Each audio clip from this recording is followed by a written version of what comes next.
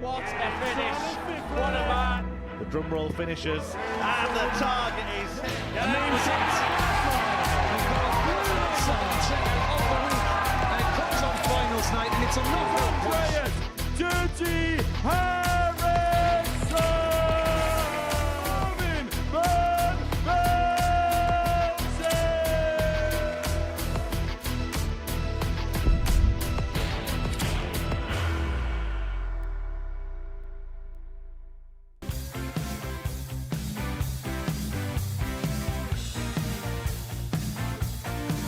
Left, so trouble 19 leads the double to level.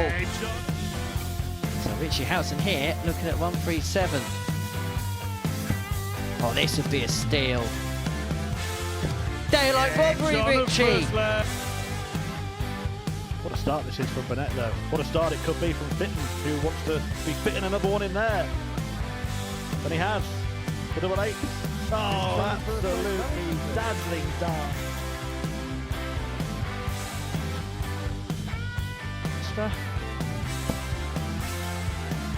Not again.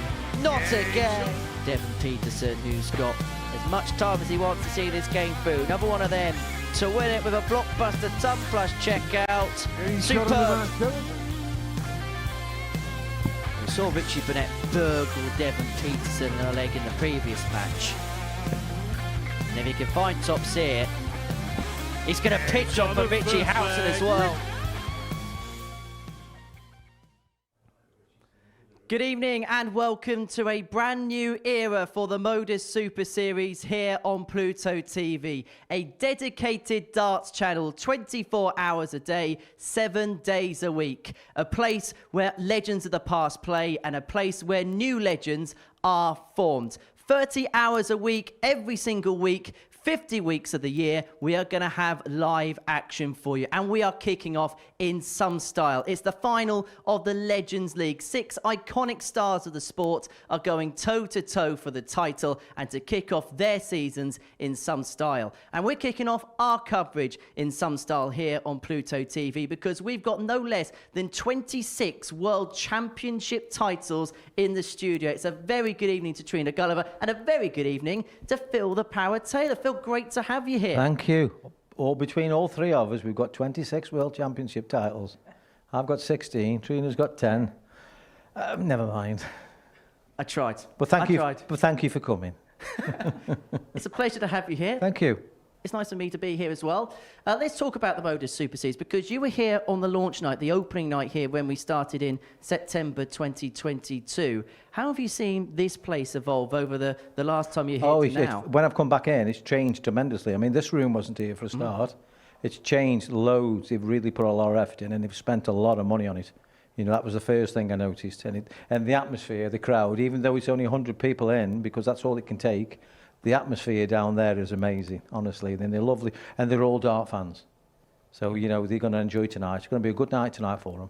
There's going to be plenty of legends on show. But this is a place as well that gives out so many opportunities, particularly for players that maybe never had the opportunity to play on a stage before. How much would you have loved to have had a concept like this when you were coming through? For me, when I was playing, this would have been a great night's practice and you're getting paid. I'd rather be doing that than sitting watching the television and not earning anything. That was my mentality. And plus, you're getting good match practice against top players.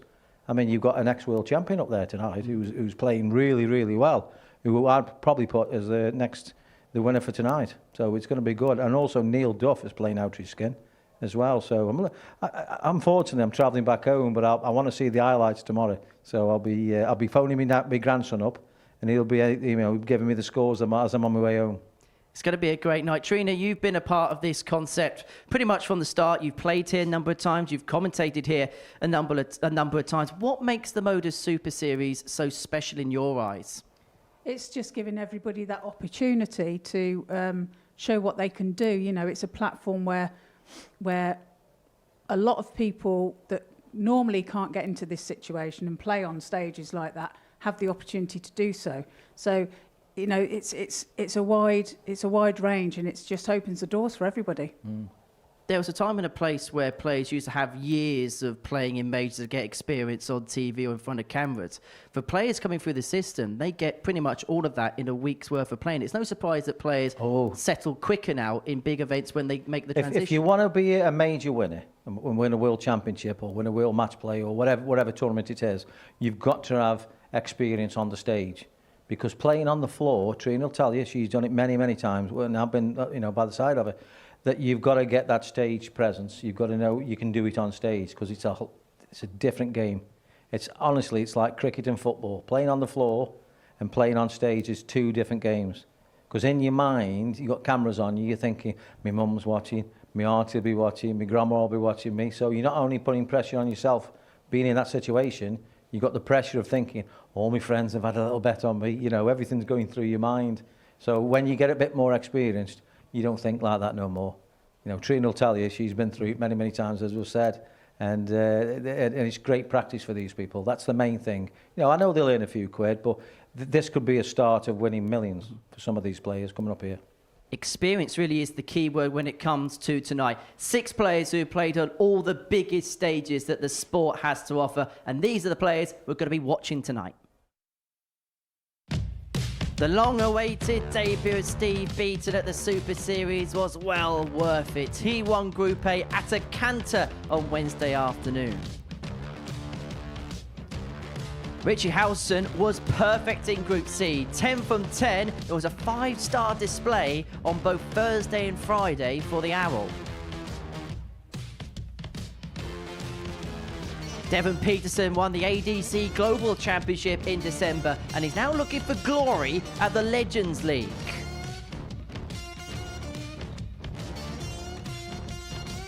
As for Neil Duff, he got into Group B and once there he did not drop again. That 116 he's hit 3 times this week.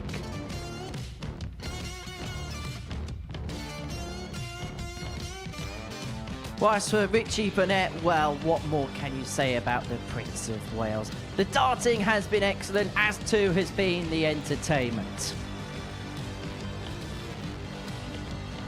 Daryl Fitton snuck through Group B last night. The Dazzlers looking to dazzle in front of a packed house in Portsmouth tonight.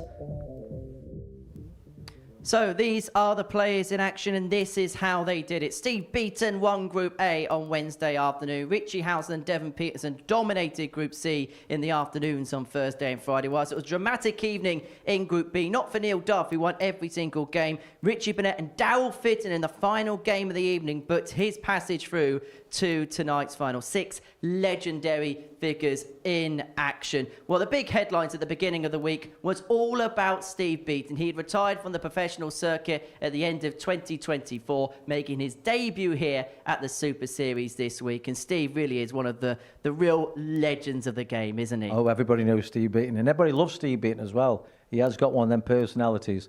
How he became world champion in the beginning was amazing because he's such a nice fella. Sometimes to be a world champion, you've got to have that little bit of a ruthless streak in you, that killer instinct. But he comes over as such a nice fella. Obviously, he's got it, but he keeps it well hidden. Well, in terms of the way Steve played this week, it was like he was a world champion again. We can have a look at the numbers now. 15 games played, 11 won, an overall average of 90.5 for the week. Those are the numbers that even at Pro Tour level will probably still get him a lot of success. Yeah, he was solid and from the start, and he really set his stall out on the first day, and then continued through the week. But he's been solid pretty much all week. Well, from one character of a bit of a Rolls Royce action to another character that, well, I suppose character is probably the most appropriate word. Richie Burnett, rolling back the years, some really good performances, and I'm sure there's some really good stories to be told about him as well. But there's always been, with Richie, a real burning love of this game. Oh, Richie's he is a lovable character. I'm just saying to Trina then, but the camera started. I'll notice he's lost a lot of weight because I think every time he plays, it's like an aerobics lesson. Honestly, he puts that much effort in, and his body's going here, there, and everywhere. His legs going up in the air. He could make a belly dancer, that fella could. He'd be great on Come Dancing. He would. Celebrity Come Dancing. He's got the moves. He's brilliant, isn't he? Well, he's got a great character. He really has, and we're hoping he's got the moves tonight. Somebody else who made a move right at the very end yesterday was Daryl Fitton. It went down to his final game of the session. He had to win 4-0 and 4-1 against Richie Burnett, and that was exactly what he did, Trina. Yeah, it was so tight yesterday. You know, there was a chance that, according to the scoreline, that it could have been Conan Whitehead that was here tonight, but he just edged his way in, and he left it right to the last minute. It was interesting that when we spoke in the first little piece that you mentioned the name Neil Duff as a real contender to win tonight. What in your mind makes you think Neil is somebody that could go really deep in the action? I just think he's one of them players that's he's been there, he's done it now. He's been in the seniors a few times, and I think he's used to the camera, and I think he's getting fed up of getting beaten. Mm-hmm. So I've just seen that little look in his eye, in his forms. Look, that little fist pump there. That shows you that he wants to be a winner. So he could be a tough player to beat tonight. It's going to be interesting tonight. And he's a very confident player. So when he won the Lakeside, he was saying that he's going to win it. He's going to talk about score lines. How would you have played a player like Neil Duff that's so full of confidence? Neil, you just have to get up there. It's no good try and wind him up. It's no good try and do any tricks, slowing him down, speeding him up, because he's got his own style. So with Neil, I'd just leave him alone and let what I used to say, let them stew in their own gravy. Let them think about it, and then make sure you go up there and play well. And put him under pressure from the very first leg. That was. If I was a football manager, I'd say the same thing. If I was playing Man United, put him straight under pressure and try and get that first goal in. So it throws the mind a little bit wobbly. So Neil's one of them players that you've got to go out there and just beat him. And don't, how can I say, don't stop throwing punches at him. Keep on at him all the time, because he won't give up. He's a battler, that lad is. Neil Duff never gives up. Richie Howson quite literally has the phrase never give up on his shirt, and he won every single game in Group C. You played in that group. Did it feel like he was a real dominant force throughout the week? Yeah, he really was. In Group C, he was very, very good. He had the highest average of the week of 115. And he was consistent, very consistent, and he did very, very well.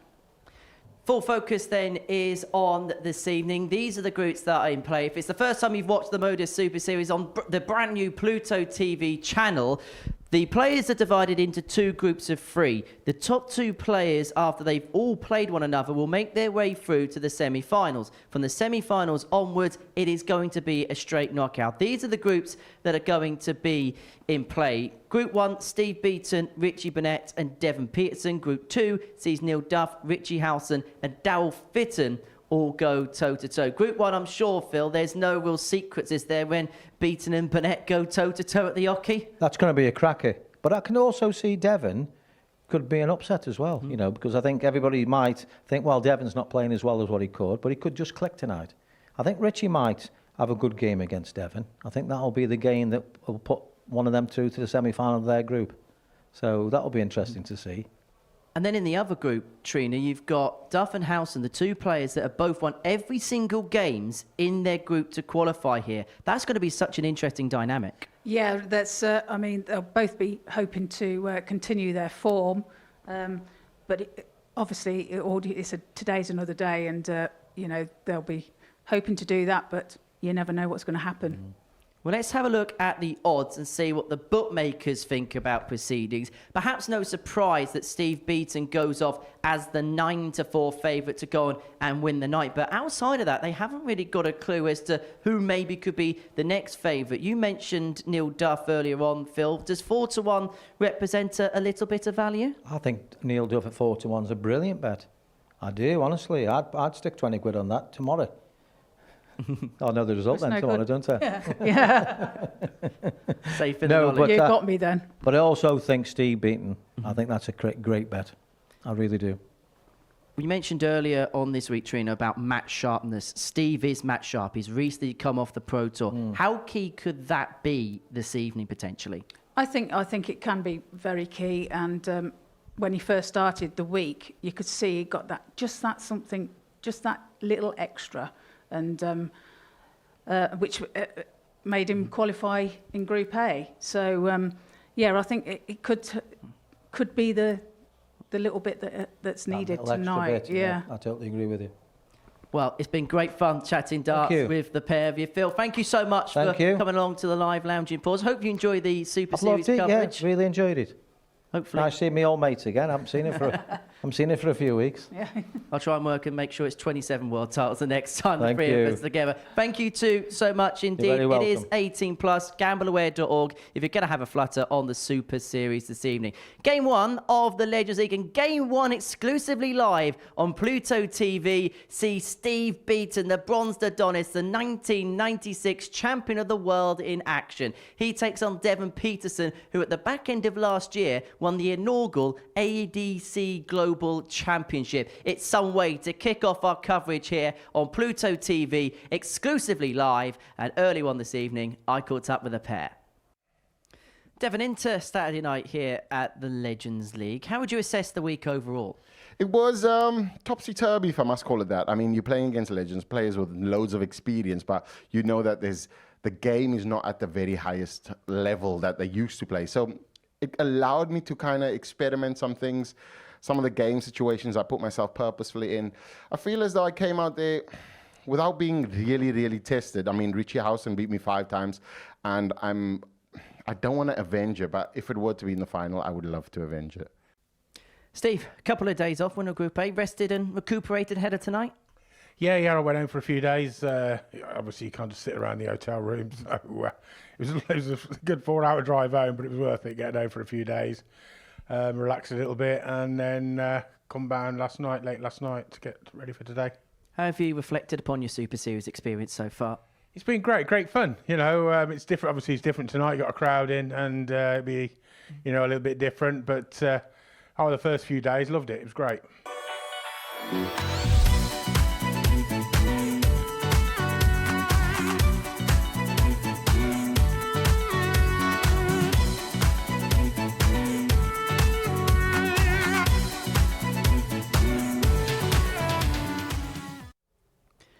Welcome to a brand new era here at the Modus Super Series, exclusively live on Pluto TV around the world. 50 weeks a year, we are going to have 30 hours of live action, and every single Saturday evening, we will have our weekly finals and Champions Week finals night. The top 6 players will make their way through, and the winner of the night will grab the glory. Our first match of the evening sees Steve Beaton take on Devon Petersen. We've already heard from Trina Gulliver tonight. The 10-time world champion is in the commentary box, and she is alongside one of our very own in Laura Turner. Laura, very good evening to you. Yeah, very good evening to you too, Henry. Yeah, what a session we have in front of us tonight, and what a way to kick it off. You've got the 1996 world champion in Steve Beaton taking on the ADC global champion, refereed by another legend of the sport in Paul Hinks. Thank you, ladies and gentlemen. First leg is Steve to through first. Talking to legends there. Signed memento from Phil the Power Taylor. Surrounded by legends, because I am joined by the wonderful Trina Gulliver. Hi, Trina. Hello, Laura. How are you? 100. Yeah, I'm all right. I'm excited. Good. So I know, obviously, all eyes this week really have been on Steve Beaton, but 16. how do you see tonight going? How do you see the matches flowing? Well, yes, it has all been a little bit on Steve Beaton, but Neil 58. Duff has had an exceptional week. So has Richie Howson. Richie Burnett's been entertaining. And so it's wide open, I think. Yeah, I agree. I think it is one of those tournaments.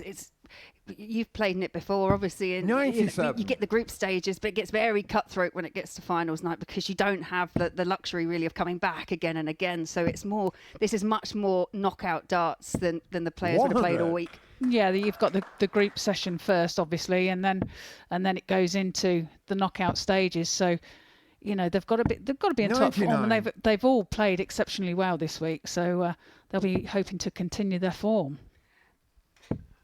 Yeah, and I was really pleased for Devon because his Group A campaign, by his own admission, probably wasn't up to scratch, but did very well to get through via Group C. Tough group to get through. You were part 57. Of that as well. Yeah, it's a bit of a disaster for me, Laura, but there you go. Been there, done that. But yeah, as you say, Devon had a slow start to the week in Group A, and 25. He built on that. He had trouble with his doubles along the week. So 80. Well, nearly the first leg on the board there by Steve Beaton. But he will be back because Devon's on 175. 85, Supercar 10. Getting shot on the first leg. Yeah, Steve first leg does Beaton. go the way of Steve Beaton. I think with some players, they do take that option Second to leg, Devon switch, to through can go first. 2-4-4, Game but on. Steve's one of those old school players. He generally will go for the target. Yeah, exactly that. Old school. It is Legends Week, 100. so it is that kind of era. Yeah, I'm one of those players still at the moment that even if I've got the option to switch, One of I'm them more is- nervous about missing the single number than missing the double, no matter what it is. Yeah, I know that feeling too. Can he? Oh, he matches Steve's 180. Yeah, this match just warming up nicely, living up to the billing that's been given. 81.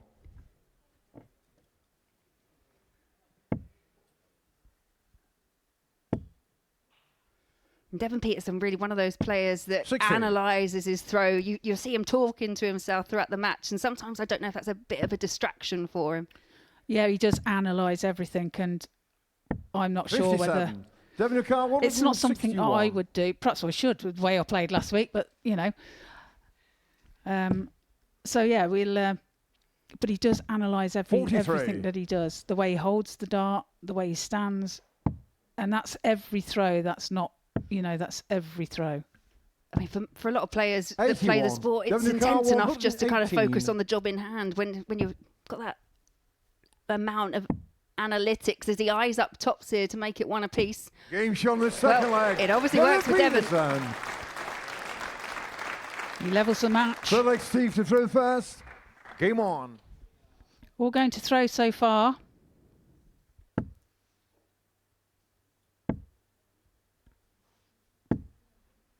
$100. Yeah, not only is Devon Petersen in that unenviable position of taking on the Group A winner in Steve Beaton first match, but he doesn't have the throw either. So if he's got any chance, he's going to have to find a way to break 100. the Steve Beaton throat. Yes, he'd have preferred the 45. throw. Let's put it like that. I think anyone would. I mean, you look back at what he did in Group A. Steve Beaton won 11 out of his 15 matches. Average for the 3 days, just over the 90 mark, 90 180s, and 36% on his doubles. So by anyone's count, that's going to win you most games. Sometimes the 95. group winners, the A group winners, though, don't always have a very successful Saturday evening. So, because I've taken them 2 days break, some decide to 100. practice, some decide to leave it alone for a couple of days, and take a rest. So it'll be interesting to see as to whether that's worked for 57. Steve or whether the match practice that's the other guys have got extra during the week counts. 140. Well, we mentioned, didn't we? Devon Petersen needed to find a way to break the Steve Beaton throw, and this is a really 100. key Devon Car opportunity here for 61. Petersen.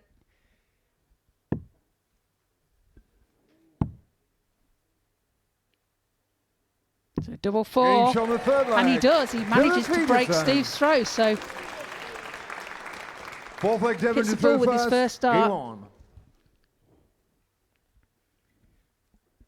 You mentioned in some of the earlier campaigns from Dev, it's been doubles that have been his problem, but he's 2 from 2, a 118 backed up by a 61 and a 45. break of throw. It's been very good so far from the South African.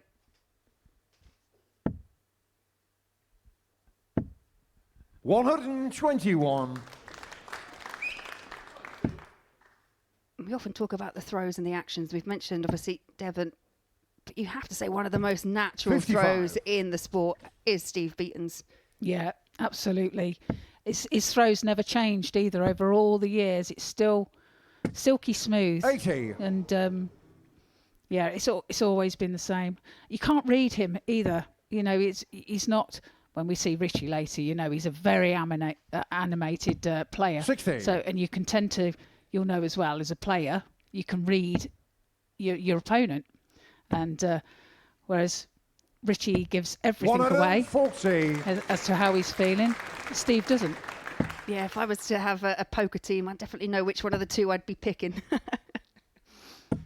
140. Steve got 160. So 160 now here for Steve. Can't go this time. 82. But he will be back for that 78. As Devon's back on 201. 100. Steve car 78. Yeah, good last there, but this is a break back opportunity. Double 12 the target, and double 12 is pinned. All that hard work that Petersen did to break the Beaton throw. It's now back on throw again. Steve to throw first. Game on. Can't manage to hold his throw, and you can see him in the background there just nodding his head thinking, oh, I've lost that opportunity. But yeah, he's got to do it all 85. again. 85. Compared to what a lot of these players play, say, especially Steve Beaton, say on the Pro Tour, for example, and Devon's obviously had 26. a tour card as well. This is a short format. It's just a race to 4. It feels a bit cutthroat. It's very cutthroat, and you can't afford to make any mistakes. 58. You've got to take every opportunity that's given to you. And yeah, it's obviously it doesn't always go to plan, but that's what they'll be trying to do. It's what makes the sport so exciting at the end of the day. Or frustrating. Yeah, it depends on which side of the fence you're watching from if you're playing, yeah. Yeah. For me, last week, it was frustrating. 140.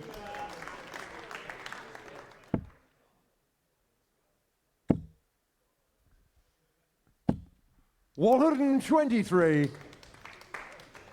Yeah, backs up the 135 with the 123. Nothing between the pair in this leg. 100.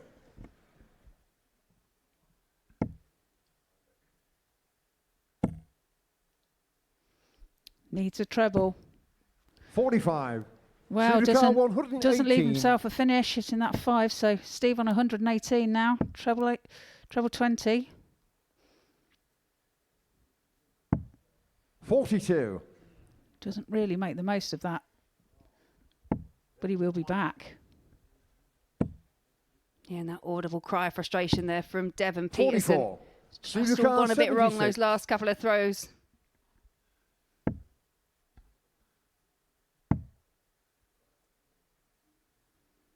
So Devon will have a pop at this 128. 36. Devon your car 128.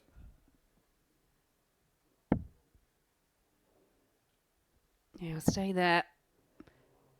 So double 10 is the desired target. Width of a wire. Very nearly broke straight back. But Steve now for tops to go 3-2 lead. Takes him with his second dart and does lead by 3 games to 2. 6 leg Devon to throw first. Game on. Yeah, and again, you could just hear the cry of frustration from Devon Petersen because that was a massive opportunity. He would have been throwing for the match, but now he's got to find a way to break and hold if he's to stay in the game. Yeah, it's a must-win leg for Devon here. 60. To give him a chance in the deciding leg.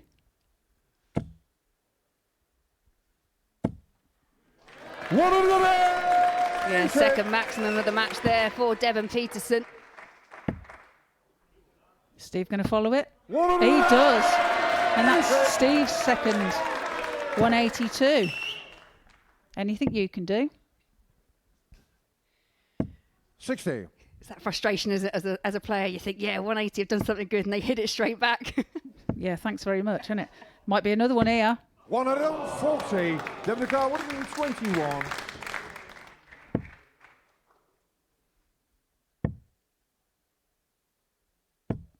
42. Steve car 121. Well, Devon couldn't convert that. So, bullseye. 72. Devon car 79. Yeah, one match opportunity come and gone for Steve Beaton. Single 20 here for tops of Petersen. 39. Steve car 49. Yeah, that was wild. More match chances here for Steve Beaton, and this one he does take, and Steve Beaton does win the opening match of the Legends League. He has started off the campaign well with a 4-2 win over Devon Petersen. And can see what it means. And in front of a packed house as well. Steve Beaton starts off his campaign perfectly. Now you see 88 average. At 118 checkout from Devon Petersen just wasn't enough in the end. But coming up next, we've got our first match from Group 2 where Duff takes on Daryl Fitton.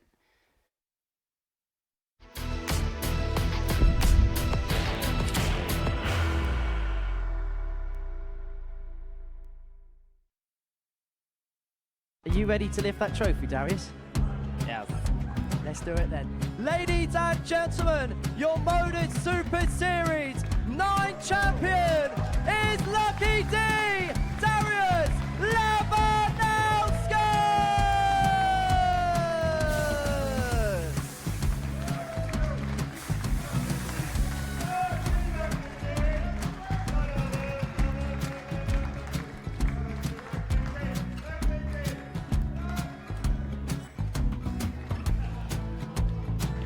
Well, what a wonderful night of darts we have seen, and we are ready.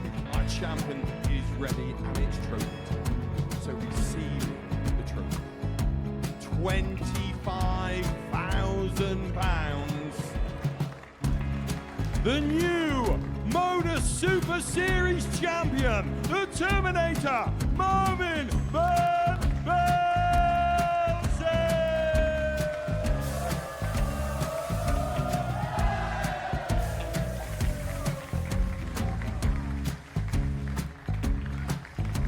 And one more time, the 8th Modus Super Series champion, the Terminator, Marvin Petersen. And the new Modus Super Series champion is Andreas Dirty Harrison.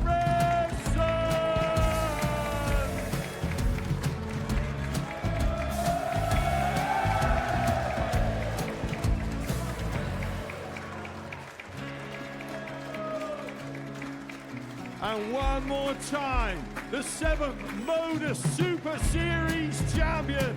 Give it up for Andreas Dirty Harrison. The moment we've all been waiting for.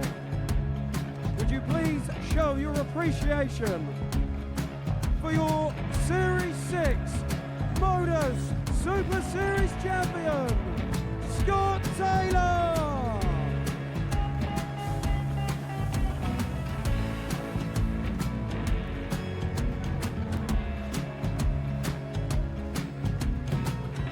One more time, your new Modus Super Series champion. He is Chucky. He is Jim McEwen. Ladies and gentlemen, your Modus Super Series champion, retaining his title, the Nuke, Luke Lidlow!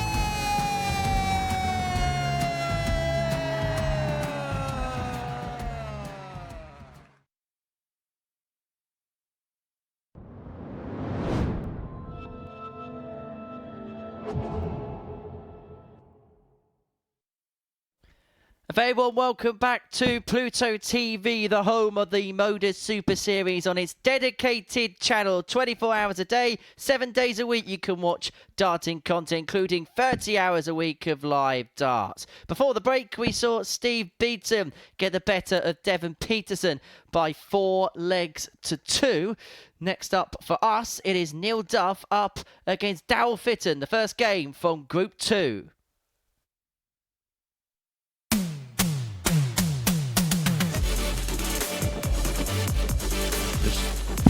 Slightly out of form and running into a very hot Duff. Mentioned this 1-2-6 earlier, has to start in the 19s this time. Double 6.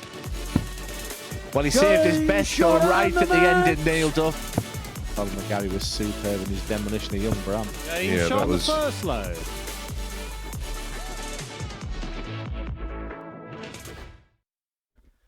For viewers new to us here at the Modus Super Series, Neil Duff is one of our greatest ever champions. 4 times he's won a weekly title, and he's also won a special double start competition here at the Live Lounge in Portsmouth. He's a former Lakeside champion. He climbed to the summit in Frimley Green back in 2022. But the 52-year-old from Ballyclare has got plenty more titles that he wants to win and plenty more avenues he wants to pursue. He's won many weekly titles, but he's never won a Modus Super Series trophy. As for Daryl Fitton, he's looking to win his first ever week here. He's a former BDO World Trophy champion. He was one of the most iconic players on the Lakeside stage during his heyday in the 2000s. They go toe-to-toe in our second game of the evening session here at the Live Lounge in Portsmouth.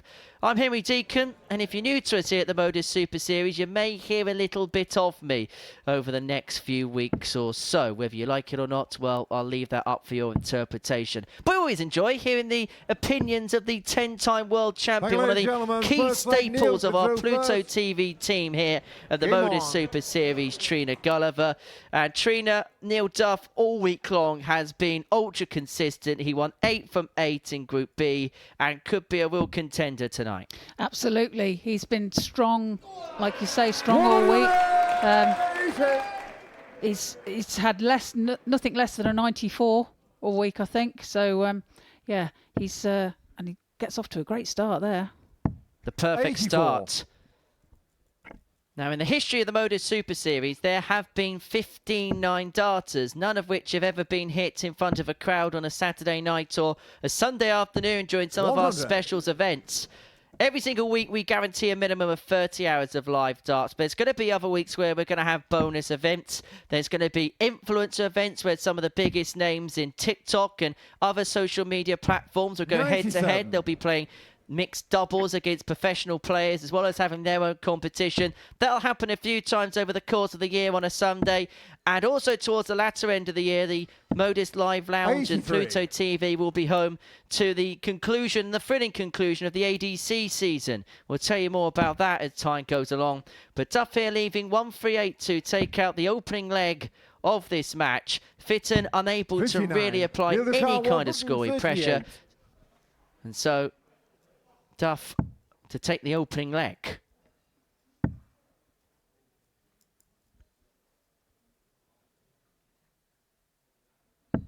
$60.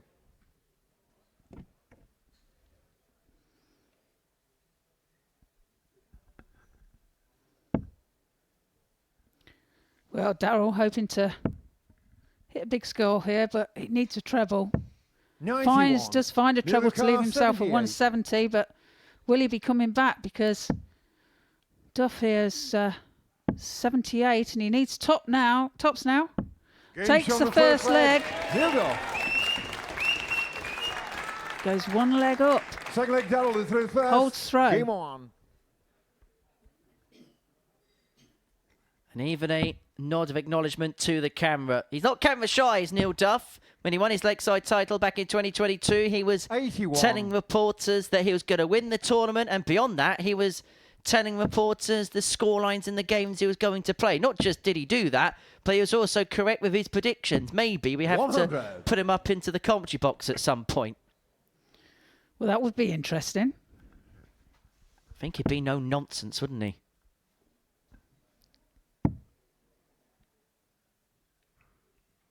As I mentioned, as part of our Pluto TV coverage, Neil Duff played in the Tour Championship finals. Now, we'll have 2 of those events later on in this year, in October and November. One for the men, one for the women. The top 8 players in the ADC season will go toe-to-toe to then play for those titles. And then at the end of the year, we'll have the ADC Global Championship, which is a 24-player event involving players from all over the globe, all over the world, different qualification systems in place for that to crown the winner. Devon Petersen, who we saw lose 4-2 to Steve Beaton, is actually the defending champion of that particular competition. And so plenty of live darts to keep you entertained here on Pluto TV over the course of 2025 and beyond.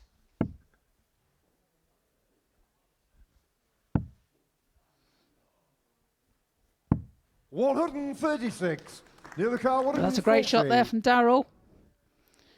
Leaving himself on a 2-dart finish, and he will be back for it. 100. Daryl Neil does 100. leave himself tops. So this must go for Daryl. He'll stay there. Oh, I can't find the treble with his second dart. 60. Neil Lucar 40. So tops. Double 10 now. And takes it. There's 2 sets to 0 up. A pair of 15 darters has put Neil Duff in full control of this contest. His reliability has been his key strength all week long and is one of the key components behind his game. 50. Yeah, his doubling has been quite exceptional this week. As for Daryl, he just about snuck through to tonight's showpiece. He needed to win 4-0 or 4-1 in his final match of the session yesterday evening against Richie Burnett. He was able to do exactly that, and so he has secured his passage into the big night here at the Live Lounge. It's a packed out crowd here in Portsmouth, and every single Saturday evening you are able to be a part of the audience here on the South Coast. If you scan this QR code, it will send you over to the Modus Super Series ticketing website, 54. where for just £5 you could be here on a Saturday evening. Tickets are available 50 weeks of the year, including our Showpiece Champions Weeks, which takes place once every 13 weeks when we crown 100. the Modus Super Series champion. The next Champions Week is on April the 26th, though do mark your card. It will be exclusively live here on Pluto TV. You can be here in person. They really are great nights, great experiences. And across 2025, there will be great moments, great maximums just like that, exclusively live on Pluto TV. 95. Daryl Lucar 142. So treble 21st for Daryl.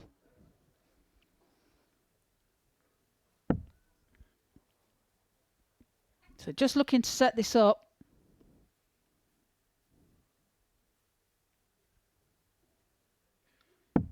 $56. Neil Lucar 100. Well, this is a finish that Neil Duff has taken out 3 times this week. But he needed to find treble 19 there to give himself a poke 56. at top to make it a 4-peat. So treble 18. He'll stay there. Double 7. And he takes it. Gets a leg on the board. And it's a breaker throw. Much needed leg on the board. Just keeps himself in the mix in this contest. 3 legs played and 3 15 darters. And if you are new to the Modus Super Series, that's kind of the path, of course, in terms of winning legs. That's going to give you so much joy in a contest. 97. Currently the averages for Neil Duff, 96.20. And for Daryl, 92.67. So not much in it. Just a reminder how these nights work. 3 players in a group. 97. The top 2 will go through at the end of it to keep things simple for you, to guarantee your progression through to the finals. You win 1 game and you have a positive legs difference. There is a guarantee that you will make it through. Now, if all players have 2 points and a 0 legs difference, there will be a 9-dart shootout, which would take place immediately after the final game 69. of a group is played.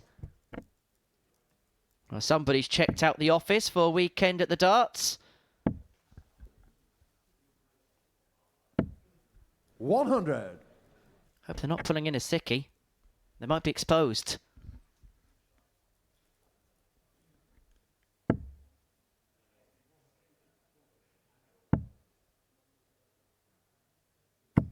$43.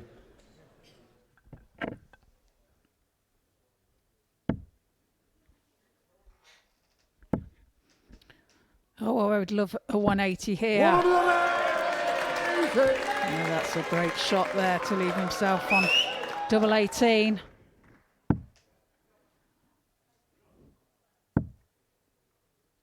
Daryl needs to find a treble. 95. Does so with his last start. So double 18 now for Neil. Double 9.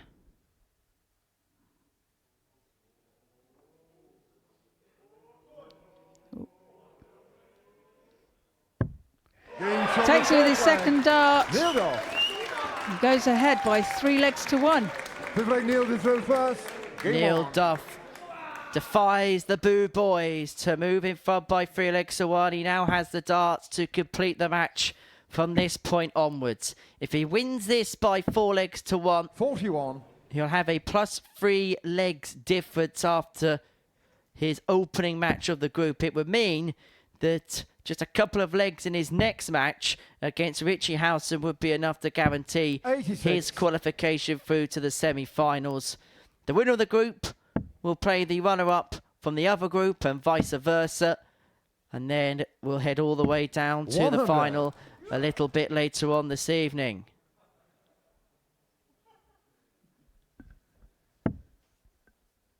Well, that's made some young man's night, hasn't it? And we are on TV, on Pluto TV, for the first time exclusively live.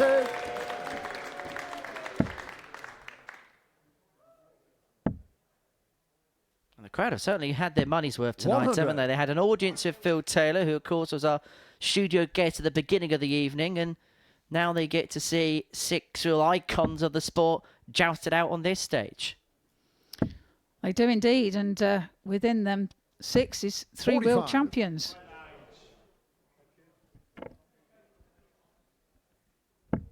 I'm sure Devon Petersen will like to add his global crown as well. I do apologise, Devon. 140. But it looks like Neil Duff here is about to get the job done. He's left himself 120 after 12. 15, 15, 14 are the legs he's won this game in so far. And if he takes his ton topper out, then he would have completed every single leg that he's won in this match in 5 visits. And he may have to take it out with Fitton on 90. Somebody just getting a little bit overexcited in the crowd. Duff just steps back, recomposes, and has a dart at tots to win it. 80. Just above the wire. Fitton gets another go, but it may just be a poke at the bull.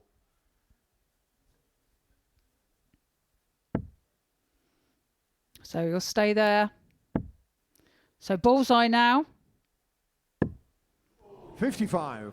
And his failure to hit 40. Means that Neil Duff has 3 darts in his hand, a double top. To complete a 4-1 victory and put himself on the cusp of the semi-finals. The scoreline would suggest it was easy work for Neil Duff, but it felt like at times he wasn't just playing Daryl Fitton, but he was also playing a couple of members of the crowd.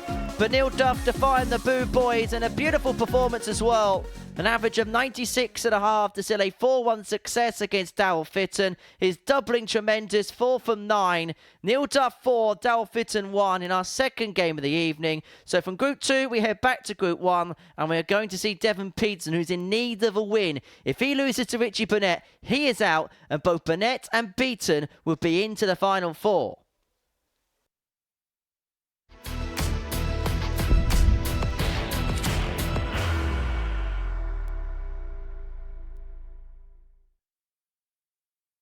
Are you ready to lift that trophy, Darius? Yes. Let's do it then. Ladies and gentlemen, your Modus Super Series 9 champion is Lucky D, Darius Lebanowski!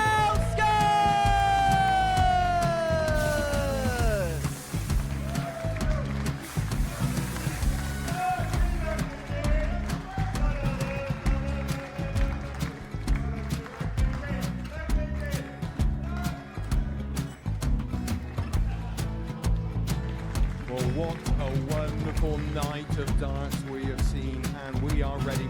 Our champion is ready, and it's trophy time. So receive the trophy. £25,000. The new Modus Super Series champion, the Terminator, Marvin Burnett.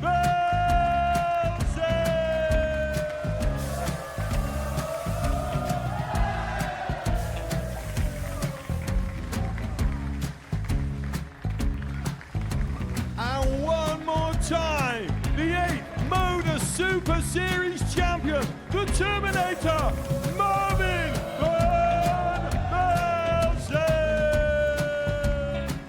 And the new Modus Super Series champion is Andreas Dirty Harrison.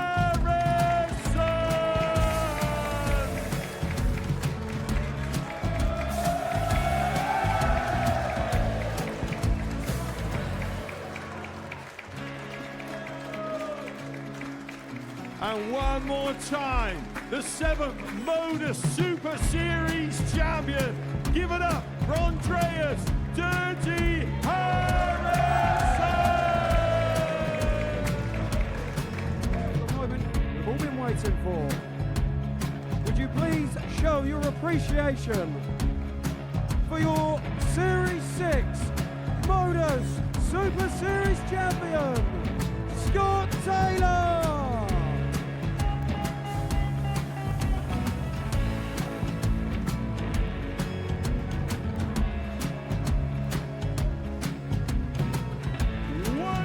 Time, your new Modus Super Series champion. He is Chucky. He is Jim McEwen. Ladies and gentlemen, your Modus Super Series champion, retaining his title, the Nuke, Luke Lidlow.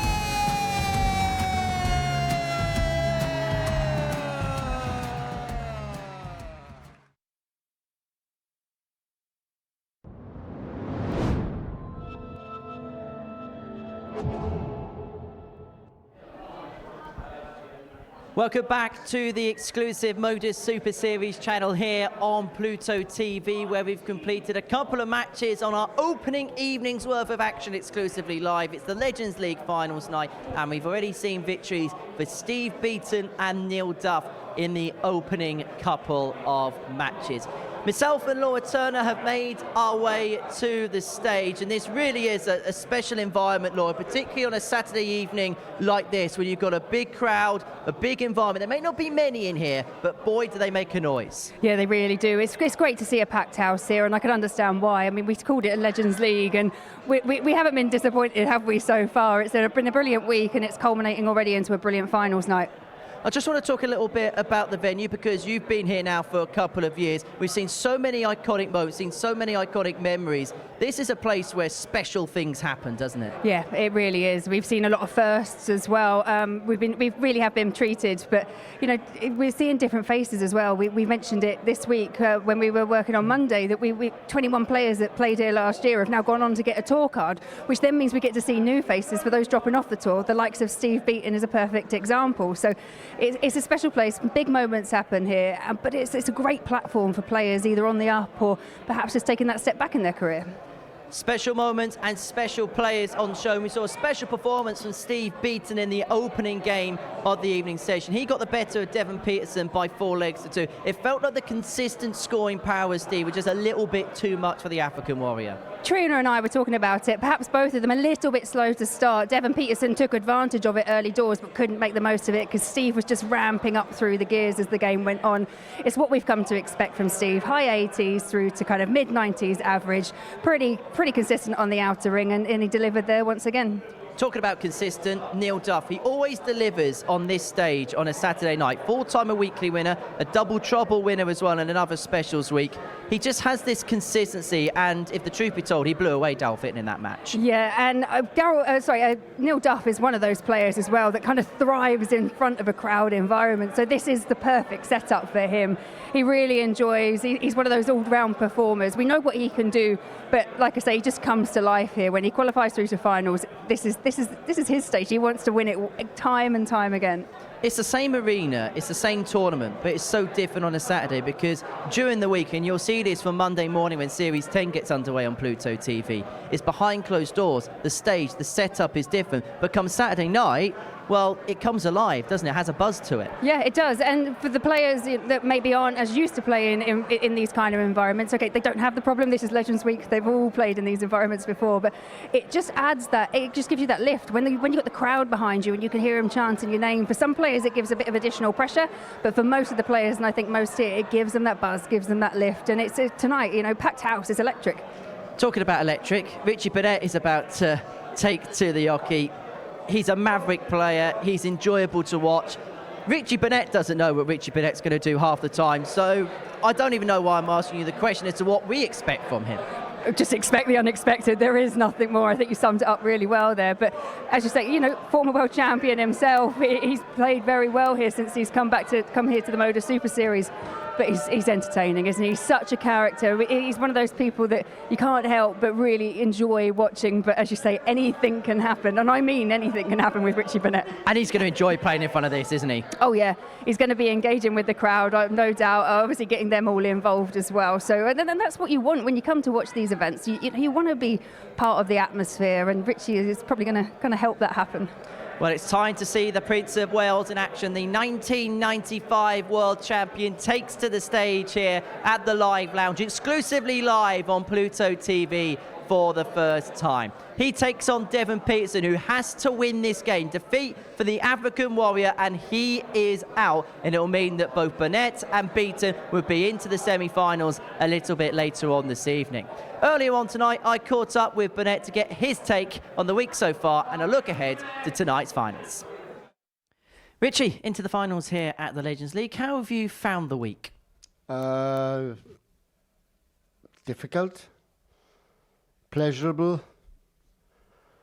I can't add much more to that, can I, really? Yeah, it's been a difficult week for me. Played some good stuff and bad stuff, but hopefully I can put it together in one night and see how it goes. Has consistency been a real frustration? Yeah, it has. It's been frustrating as hell, I'm going up in 180 and then 28 next row. What for, what am I for? And it's been frustrating, so... Yeah, even if it was 60 or something, come on, But anyway, it's pointless thinking about it now. Let's wait till later on, innit? Is it a case of when you're playing well, making sure you take advantage of the really good opportunities you create? Yeah, timing has been great in certain legs. And then it's just consistency that I need, and a bit of bottle, or a can, if they've defrost. But anyway, yeah, go on, move on. To tonight, big crowd, packed crowd. Yeah. You love these types of atmospheres, don't you? Yeah. If that's what we play for, innit? That's what we play. It's more enjoyable with the crowd, and if they support me, great. If they don't, it doesn't matter. You are a legend.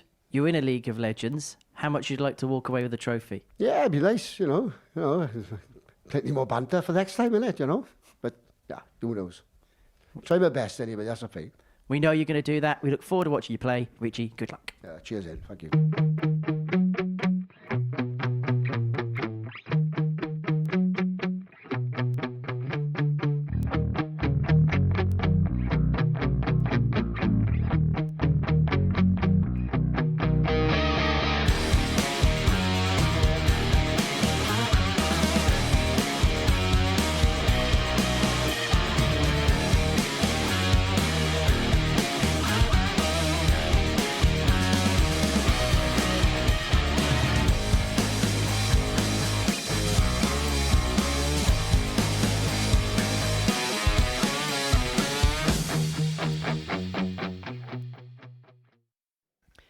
Richie Burnett taking to the Super Series stage, a legend in his own right, a former world champion, a former world master, but he hasn't won on this particular stage yet. He's looking to do so for the first time this evening. He takes on the African Warrior Devon Petersen. Defeat, and he'll be eliminated. If he wins by the margin of 4-0 or 4-1, he'll automatically qualify because of the sacred rule that 2 points and a positive legs difference will automatically put you through. But if Petersen wins by 4 legs to 2, there's still a possibility that there could be a 9-dart shootout. That's the tiebreaker if everybody's level on points and level on legs difference after a couple of games each. Now, if you've never watched Richie Burnett before, well, you are in for a treat, because to call him unique is probably underselling it. And you're probably wondering, why are we showing a camera shot of a speaker? That's not very normal. But that is actually Richie Burnett's lucky mascot. There might be points during a game where he'll head over towards it, have a conversation with it, tap it on the back, and maybe draw inspiration from it. But for Devon Petersen, he needs to draw some kind of inspiration here, because defeat and Devon will be KO'd in next to no time at all. 16. Yeah, at this stage for Devon is a pretty simple calculation. Win at all costs, otherwise you're going home. And I think it's fair to say he started off relatively strongly in his opening match against Steve Beaton, but Steve just ramped up the gears. Devon Petersen, who, aside from playing, has a project which incorporates 60. darts and mathematics together. That's why he's got plus, minus, divide on it. No, he's not plugging a new album for Ed Sheeran. It's one of the project that's very close to his heart, and he's bringing it into schools up and down the country. Devon, one of those people, a great ambassador for the sport in so many different guises. Does a lot for the sport back in South Africa. He sometimes puts his own career on the back burner for the success of others. It was something that was inferred really by Phil Taylor at the top of the show, in the so much as if you put that attention into your own career as much as you're doing with everything else, but it's the character, it's the person that Devon Petersen is, 60. That he wants to see things grow. And obviously darts in Africa, I watched the final when it was the qualifier, Cameron Carolison winning through, but the atmosphere, there was vuvuzelas, there was all sorts of things going on. It was brilliant to watch, and very high quality as well. And this has been a high quality start from Richie Burnett. He's left himself on tops after 12 to win the opening leg on the Devon Petersen darts. And Devon will be devoed if he loses this particular contest and his night comes to an end before we've even seen Richie Howson come to the stage. And Burnett, with a 13 darter, has taken the opening leg. It's a break of throw for the Prince of Wales, who finds himself on the board. Game on. One other thing you'll see from Richie Burnett is a whole gallery of different facial emotions. Put it this way, if there's one player in this tournament you wouldn't mind playing a game of poker with, it would be Richie Burnett. Yeah, I think we referenced that because Trina was saying in the opening match, Steve Beaton is quite hard to read. He's always just so steady, so consistent. Whereas, yeah, as you will see as the evening goes on, Richie Burnett is probably the polar opposite. Just a tad bit of difference between that pair. And the other thing you'll see is the occasional kick of his trailing leg, scorpion-like. There's no rhyme or reason for it. It's just something Richie does, and it works very well for him.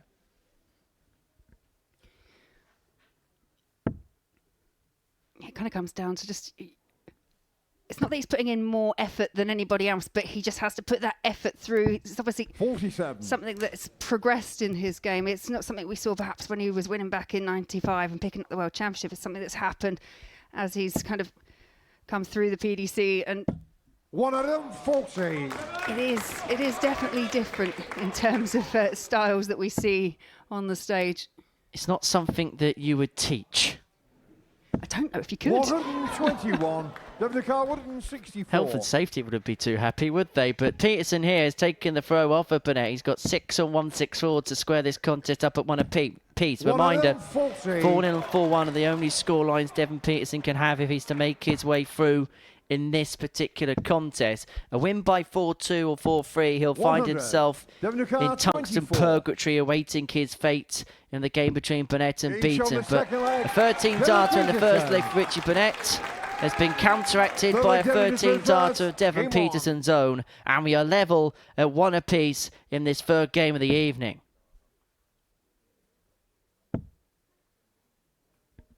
They're the darts that you'll notice that really have frustrated Devon throughout the week. Just those 1 or 2 loose ones, but because of the way that he processes the sport and looks at the throw and his ability, they're just more frustrating for him. It happens to every player. It's 55. Just, I think you can see the emphasis that Devon puts on it by the reaction. Who's going to have the power tonight here at the Live Lounge in Portsmouth. Phil was here earlier on. He was doing an audience Q&A with the fans in the auditorium before then signing autographs, taking photos with the crowd, and then being a part of our punditry team at the beginning of the programme. There was a time when people thought that when Taylor was in the PDC and Burnett was at the peak of his powers in the BDO, that actually it was the Prince of Wales that was the best player in the world at one time. And at his peak, Devon Petersen was the most prolific maximum hitter. And it's raining 180s here at the Live Lounge.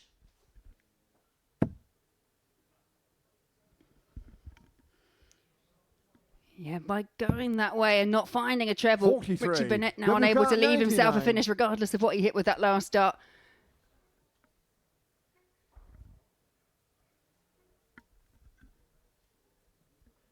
So far been very good from both these players, and that's a great adjustment there for Devon Petersen. Narrowly misses out on the double 16. So Burnett chasing his tail in the third leg. He got the break that he needed at some point in this contest in the opener, but since then it's been all about Devon Petersen. It's been a high quality contest. Both the opening two are 1 in 13. But if Petersen cannot win it in 15, he might be in a bit of bother.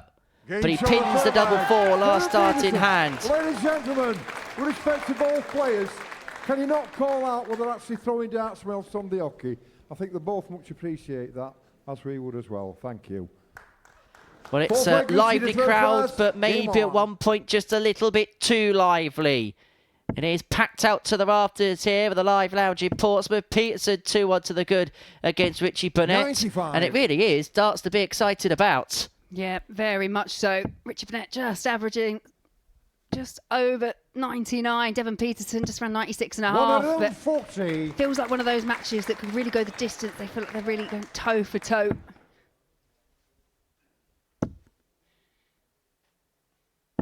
The players averaging in the high 90s at this moment in time. Really bringing the best out of one another here. 100. There's Trina alongside somebody who does a lot of great work here at the Super Series. Somebody by the name of Beth who does a lot of work inside the venue and other such capacities. There's a lot of people that do a lot of work behind the scenes here to make this particular operation possible. But Beth, back to work. Yeah, no, that's brilliant to see her here. Just stood there, just enjoying this experience, because as we say, we've called this the Legends League, and it really hasn't disappointed. We've got 3 world champions, we've got the ADC Global Champion. We've just got these names, and it's fantastic to see them all in the finals. 21. Well, the first sign of Burnett frustration there. But remember, Petersen needs 4-1 to make his way through. If he can get the break here, you would make him odds-on favourite to do exactly that. And he's left himself on a 2-darter after a dozen. Yeah, more visible frustration there from Richie Burnett. 32. WK 74. And at this kind of stage, within the round robins in this format, even if you do lose, posting legs is important. As Devon Petersen posts another one to lead 3-1. Devon now with the darts to go 4-1 and take the match. Game on. Wins this leg, he's through. And that first dart usually yields more success. Now, his power score has been much better than Richie in this game. In terms of the 2 treble column in this particular fixture, he's had double the amount of that of Burnett, which has doubled his room for opportunity in this contest. 100. Legs of 13, 15 and 14 have put him on the brink of qualification, and it means that for Richie Burnett, a hefty defeat will mean that he is going to have to beat Steve Beaton 45. by a similar scoreline to that he's lost by. Yeah, it's all looking rather interesting. Probably not for the players involved, because obviously the idea is just to seal your spot straight away. But yeah, Richie Burnett here, not happy. 44.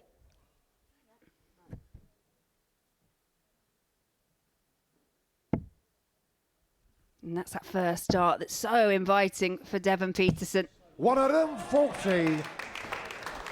He is eking closer. It's a superb performance, average of 98.5. And it's something we've seen from Devon. Probably disappointing A campaign. Played very well to get through via Group C, which is notoriously difficult to get through. But when his back's against the wall, Devon just seems to be able to find that extra gear, find that way of rallying. And he knows that this is a kind of all or nothing situation 60. if he wants to continue on tonight. He's left himself on 156 to complete it. Burnett needs to find a big score. Needs to find a couple of trebles from here, realistically. And by staying there, he has not given himself a chance with dart 3 to leave a finish. A sigh on the face of the Prince of Wales. The frustration boils over, but it could be elation for Devon Petersen in about 6 starts time if he can turn over 156 from 85. here. It was a good last start there from Devon Petersen. When you do have that kind of lead, you don't want to make in slips. Don't want to give your opponent any 100. kind of hope or sight. Devon 71. To book his passage into the semi-finals. 53 remaining. And he's going to have a dart at tops. 51. But that dart Richie drags below. And so 139. Burnett back to save it. Yeah, last couple of legs hasn't really threatened anything like this, Richie Burnett. And unfortunately for Richie, not going to go. So a real opportunity and more frustration there. Sometimes when things aren't going your way, it just goes from bad to worse. 39. And so Devon Petersen, 20. double 10 to book his place in the semi-finals. Double 5. And he cannot say 18. he hasn't had opportunities to Richie seal it. 100. And if Burnett finds his ton, then he has to wait to see what his fate will be. Yeah, looked at the tops route. 60. Nearly hit treble 20 there. 2. The Madhouse.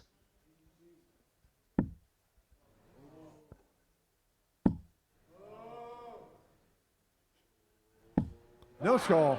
But Richie that is 40. now 6 starts missed to book his place into the semi-finals. And if Burnett wins this leg, then he'll have to sit in the practice room and hope that things go his way, regardless of what happens. Back to 3-2. Richie Burnett. Yeah, that's edgy. Richie to throw Felt first. very edgy there from Devon Petersen, as you say. Had copious amounts of chances. Game Get on. across the line. Sometimes finding that last double is the hardest one. But he has to forget about it now. That's where you have to draw a line. You've still got a job to do. He's still, to an extent now, holding his own fate in his own 58. hands.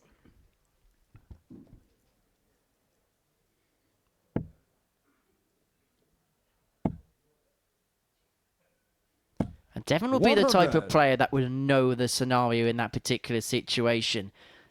And one of Devon's key strengths is the way that he can think about things, but there can also 33. be something that could be an irritant when things do go against.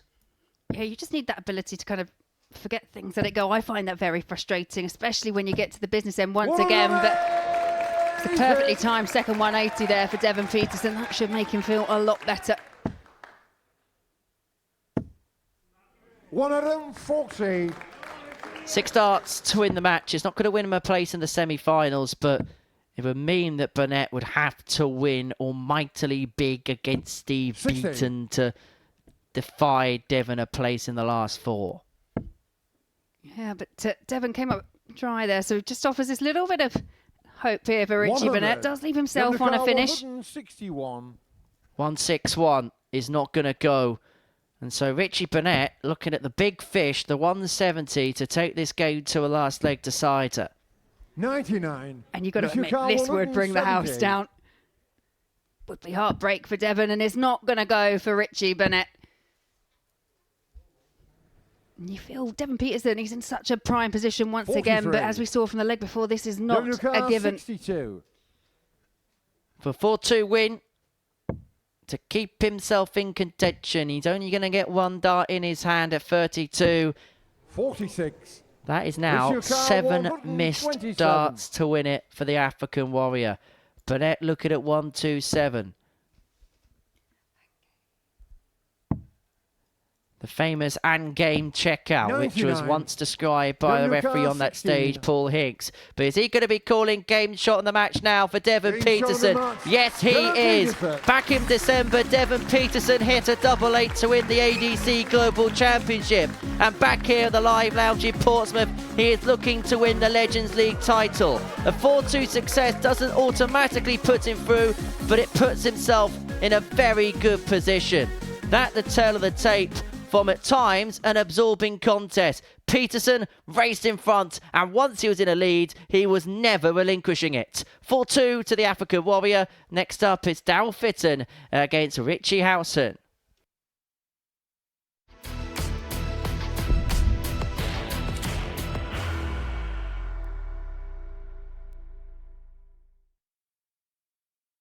Are you ready to lift that trophy, Darius?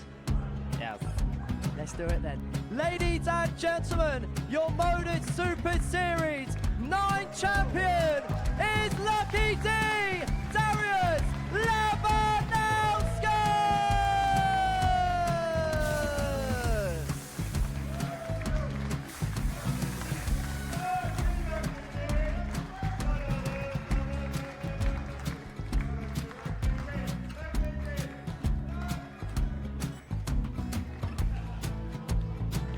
Well, what a wonderful night of darts we have seen, and we are ready. Our champion is ready, and it's trophy time. So receive the trophy. £25,000. The new Modus Super Series champion, the Terminator, Marvin Burnett.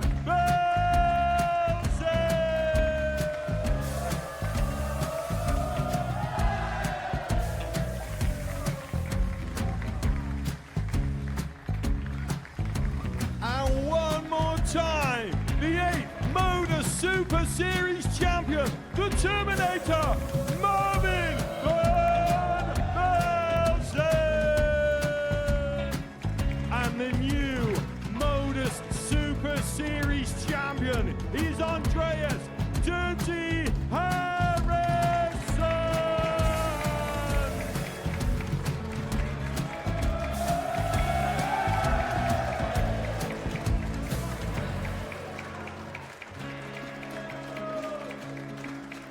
And one more time, the 7th Modus Super Series champion. Give it up for Andreas Dirty Harrison. The moment we've all been waiting for. Would you please show your appreciation for your Series 6 Modus Super Series champion, Scott Taylor.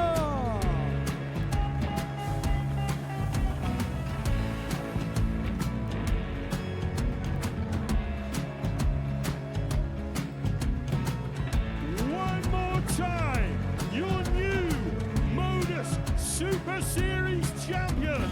He is Chucky. He is Jim McEwen. Ladies and gentlemen, your Modus Super Series champion, retaining his title, the Nuke, Luke Lidlow!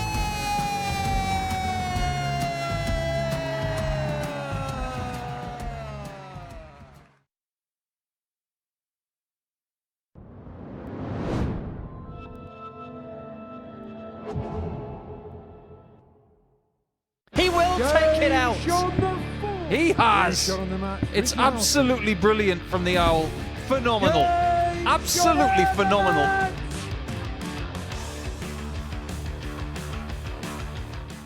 Next up to the Oki, exclusively live on Pluto TV, is Richie Howson up against Daryl Fitton. It's our 4th game of the evening session here from the Modus Super Series. Before the break, we saw Devon Petersen get the better of Richie Burnett by 4 legs to 2. He's completed both of his group matches now, but he has to await his fate at the end of the next game between Steve Beaton and Richie Burnett. And there is a possibility that there could well be a 9-dart shootout in that group.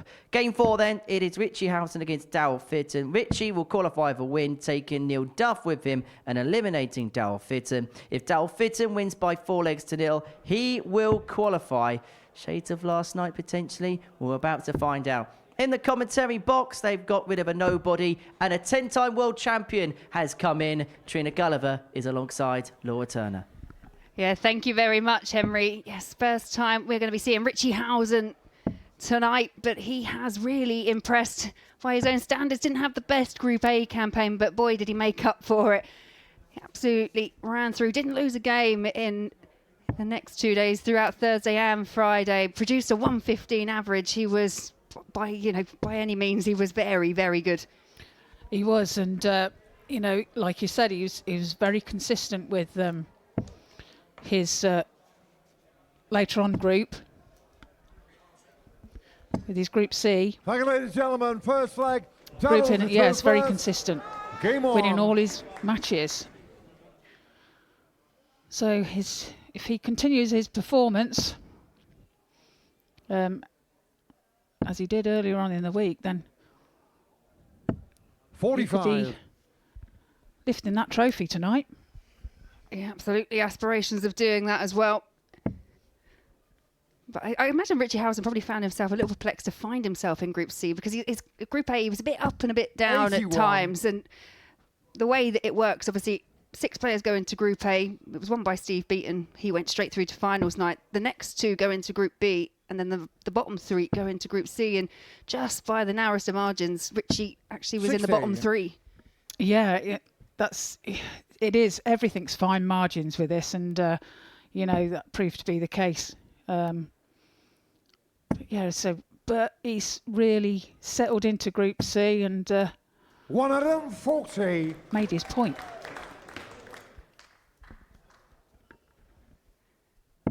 And obviously, there's only so much we can take from what happens in the week. Obviously, having that success so recently, that's definitely something that players they can take on into finals night. But as we say, darts on a different day, anything can happen.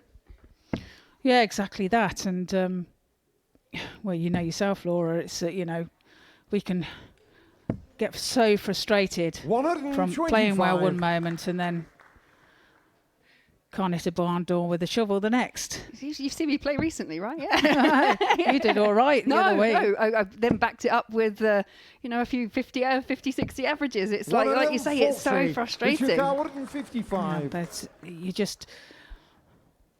try and analyse it, and then you think, am I over-analysing it? So you just haven't got the answers sometime. 139, Daryl 156. Yeah, Daryl Fitton here already under pressure in the opening leg and won't be taking out the 156. So a really early breaking opportunity here for Richie Howson. 80, Richie 16.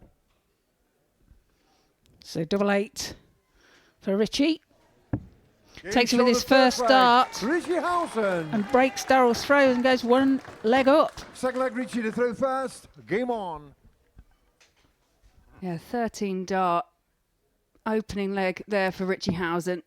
Puts him on that magical 115 number, which we've mentioned he has already hit this week. 100. does definitely look like he means business. He's kind of starting off where he left off yesterday. Yeah, he'll be pleased with that. And yeah, if he can keep that going, I mean, 48. Running at 115 at the moment, but only the first leg, so long way to go yet. Yeah, we've seen it on many an occasion.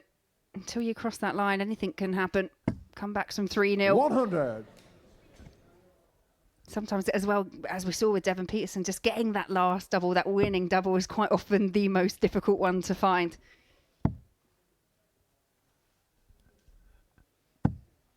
$134.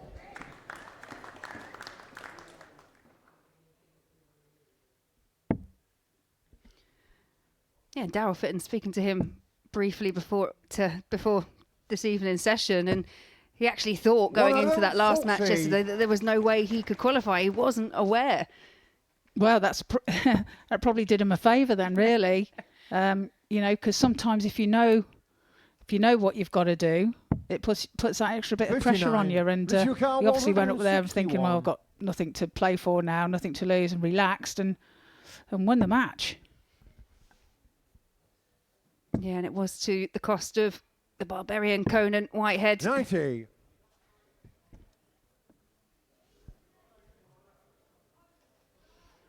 Well, Richie looking favourite for this leg too. 62. Coming in for the Richie 71. 71.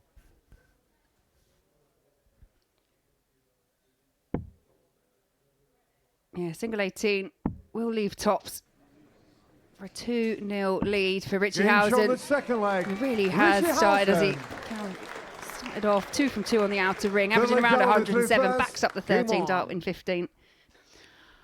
Yeah, he's not doing bad, is he? Why can't we do that? I know. I think what it gets me is you know that you can do it, but it's doing 96. it consistently. That's where these players, they're just that step above that they can do it again and again and again. I mean, that's what makes the exceptional player. Well, saying that, who's producing them sort of averages at the moment in the ladies, and that's Bo 60. Greaves. Congratulations, Bo, today on another win. Yeah, she's been exceptional. 4 challenge tours played and she's won 50% of them. I mean, that's brilliant by anyone's terms, but you know, she's just setting new levels, pushing the women's game, and I love to see it. Yeah, it's fantastic. I mean, you're the original trailblazer, really. You know, 10 world titles. I think she's eyeing up your record there, Gina. Well, do you know what? They're there to be broken, so if she does it, fair play to her. 140.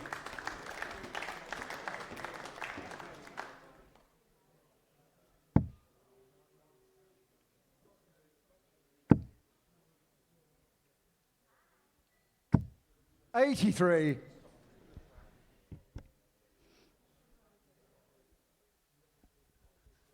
You see just a little bit of a Daryl Fitton head down, but he does have control over this leg.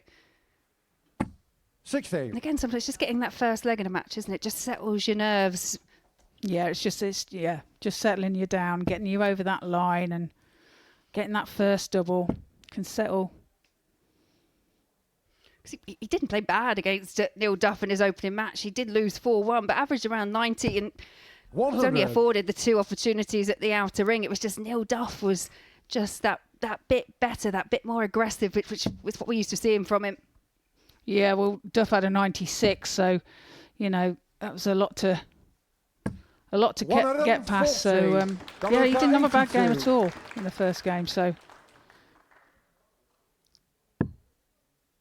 Just a bit below par in this at the moment. 42. Richie Carr Well, so far for Daryl Fitton, he's run into the performance of the evening against Neil Duff, and it looks like Richie Howson's going to be doing something very similar against him. Double 16 for a 3-0 lead. 85. W Carr 40. First start Richie Howson has missed at the outer ring, and a real chance to be punished here by Daryl Fitton.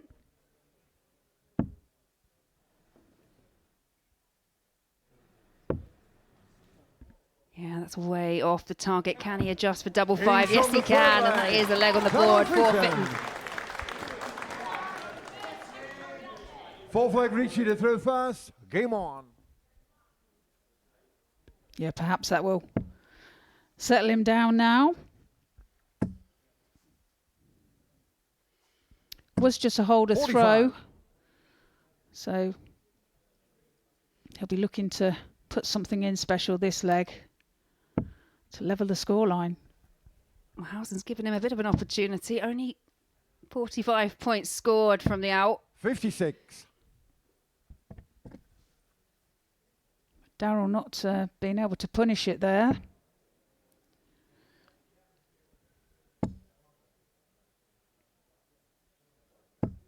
$100.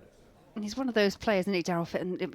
You would have played alongside him with England and other things. And he's just such a likeable person, a real caring character. Does quite a lot of work with youth players as well, and another one that's just trying to bring on the sport. Yeah, I think the best way to describe Daryl is a gentle giant, I think, and he does a lot with the youth, like you say, and behind the scenes. So he's but yes, a lovely guy. 100. Always looking out for people, Daryl is. Yeah, and you get the impression he's one of those popular characters. I mean, I remember seeing the likes of him and obviously Tony 59. O'Shea getting up to all kind of antics on the tour over the years. Yeah, there's a few stories there, but none that we can tell on air.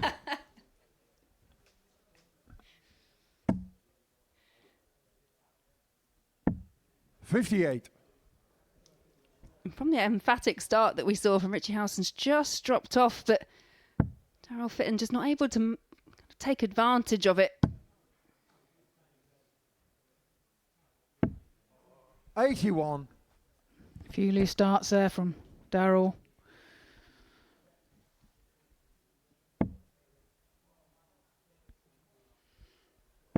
Yeah, nice little shout out there, I think, to Adam Lipscomb, 92. someone who's played here on several occasions, got his tour card along with another 21 players that have played here over the last year. I know, it's been amazing. That just tells you what great stepping stone this Modus Super Series is for everybody.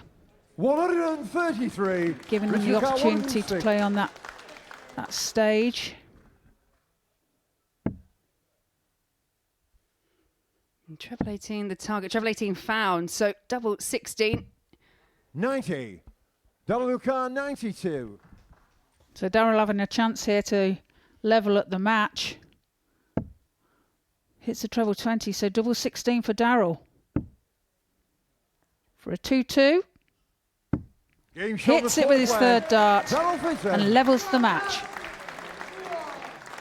Fifth leg Daryl did through first. Game on.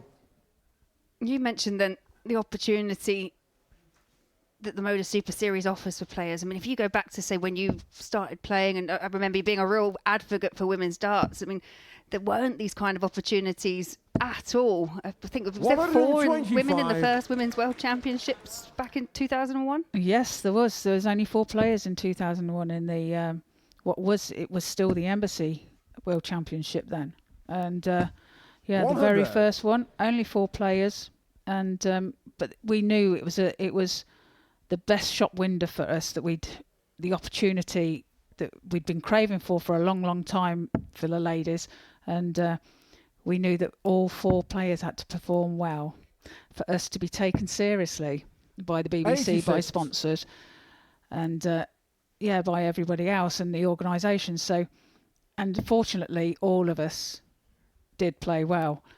Unfortunately, we didn't get much exposure either. So, it's taken us a long time to get down this road.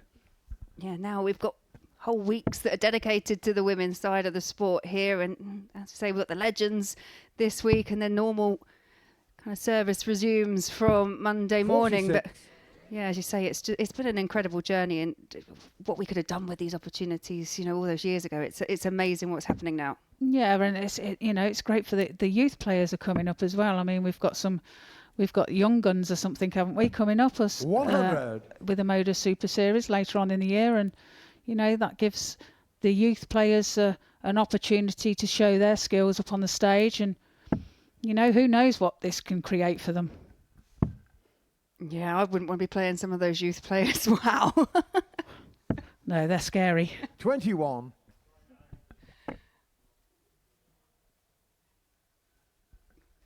Say, when you think some of those young guns, obviously he's on tour now, but would have included the likes of a Luke Littler and a Bo Greaves. He's taken the words right out of my mouth. Yes, that was exactly what I was going to say. 140. Yeah, look where they've gone. Bo's doing fantastic in the ladies, and along with Fallon at the Challenge Tour. And look what Luke's done here and where he is now. 180. That's taken to the fifth leg, but that's the first maximum of the match, and it goes the way of Daryl Fitton. So all pressure on this 101 for Howson here. 49. So tries to set it up, but can't find the treble 10. So Daryl has the opportunity here to go ahead. Hits a 3. So tops now. Double 10. Can't find it. Richie car 52. Yeah, 6 missed in this match by Daryl Fitton at the outer ring, but that one might prove to be the most costly. It is another breaker throw there for Richie Howson. How often do we say it's all about timing? And perfectly timed 180, but couldn't make the most of it, Daryl Fitton. Yeah, timing is everything. But he gave the opportunity there to Richie. 97. And Richie punished it.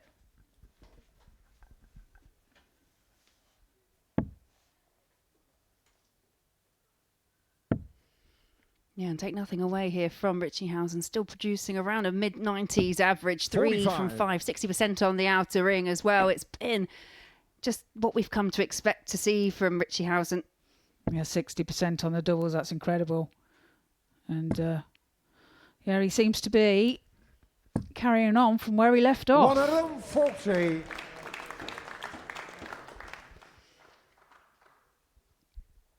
You can see the finish line now, Richie Howson. He's got the advantage of throw and he's really trying to make the most of it. Now really asking questions of Daryl Fitton, seeing what he's got left in the tank. 140.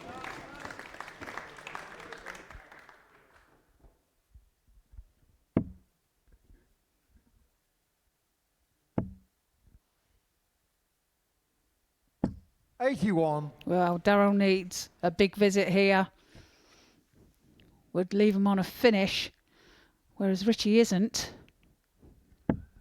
Yeah, a bit of an uncharacteristic last dart from Richie Howson. Floating into the 1 means it kind of opened 40. the door, but there you see that frustration there from Daryl Fitton. Yeah, throw in his last start. Disgusted by his second and just flinging it.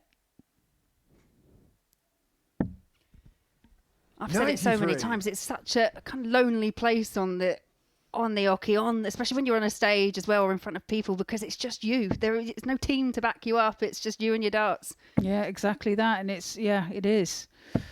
There's 55. only you in control. You know, you're not in 90. control of what your opponent throws, and it's you and you alone. Game shot on the mark. Well, Richie Howson. it all became a bit academic in the end there for Daryl Fitton. It was Richie Howson that ran away 4-2 winner in the end. It was a strong start and there was a bit of a comeback from the Dazzler, but Richie Howson just saw off Daryl Fitton quite comfortably in the end. For Richie Howson, 96-98 average. Totally outscoring Daryl Fitton, but it was that 4 out of 6 on the outer ring. Very impressive, including a 90 checkout. Well, after a short break, we will be seeing the final game of Group 1, where Richie Burnett takes on Steve Beaton.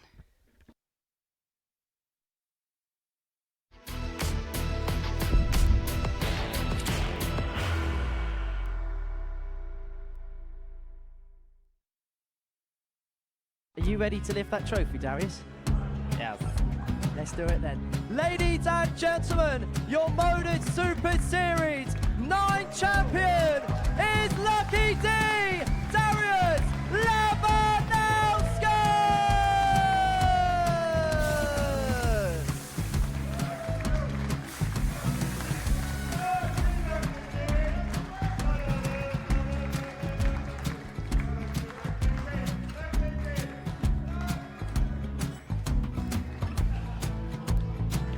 Well, what a wonderful night of darts we have seen, and we are ready.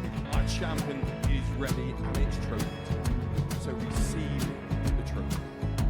£25,000. The new Modus Super Series champion, the Terminator, Marvin Burnett.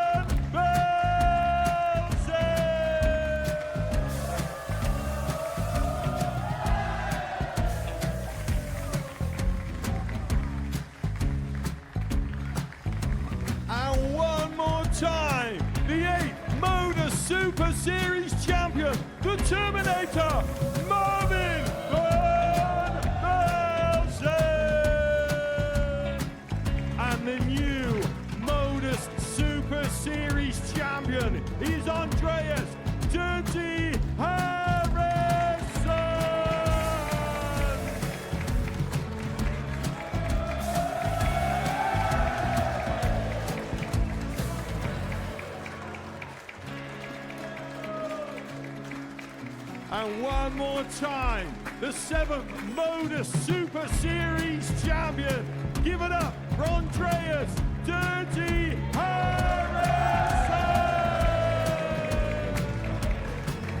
The moment we've all been waiting for.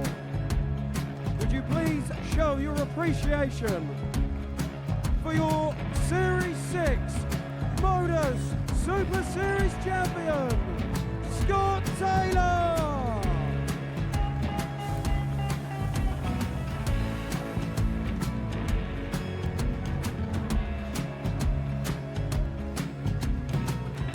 One more time, your new Modus Super Series champion.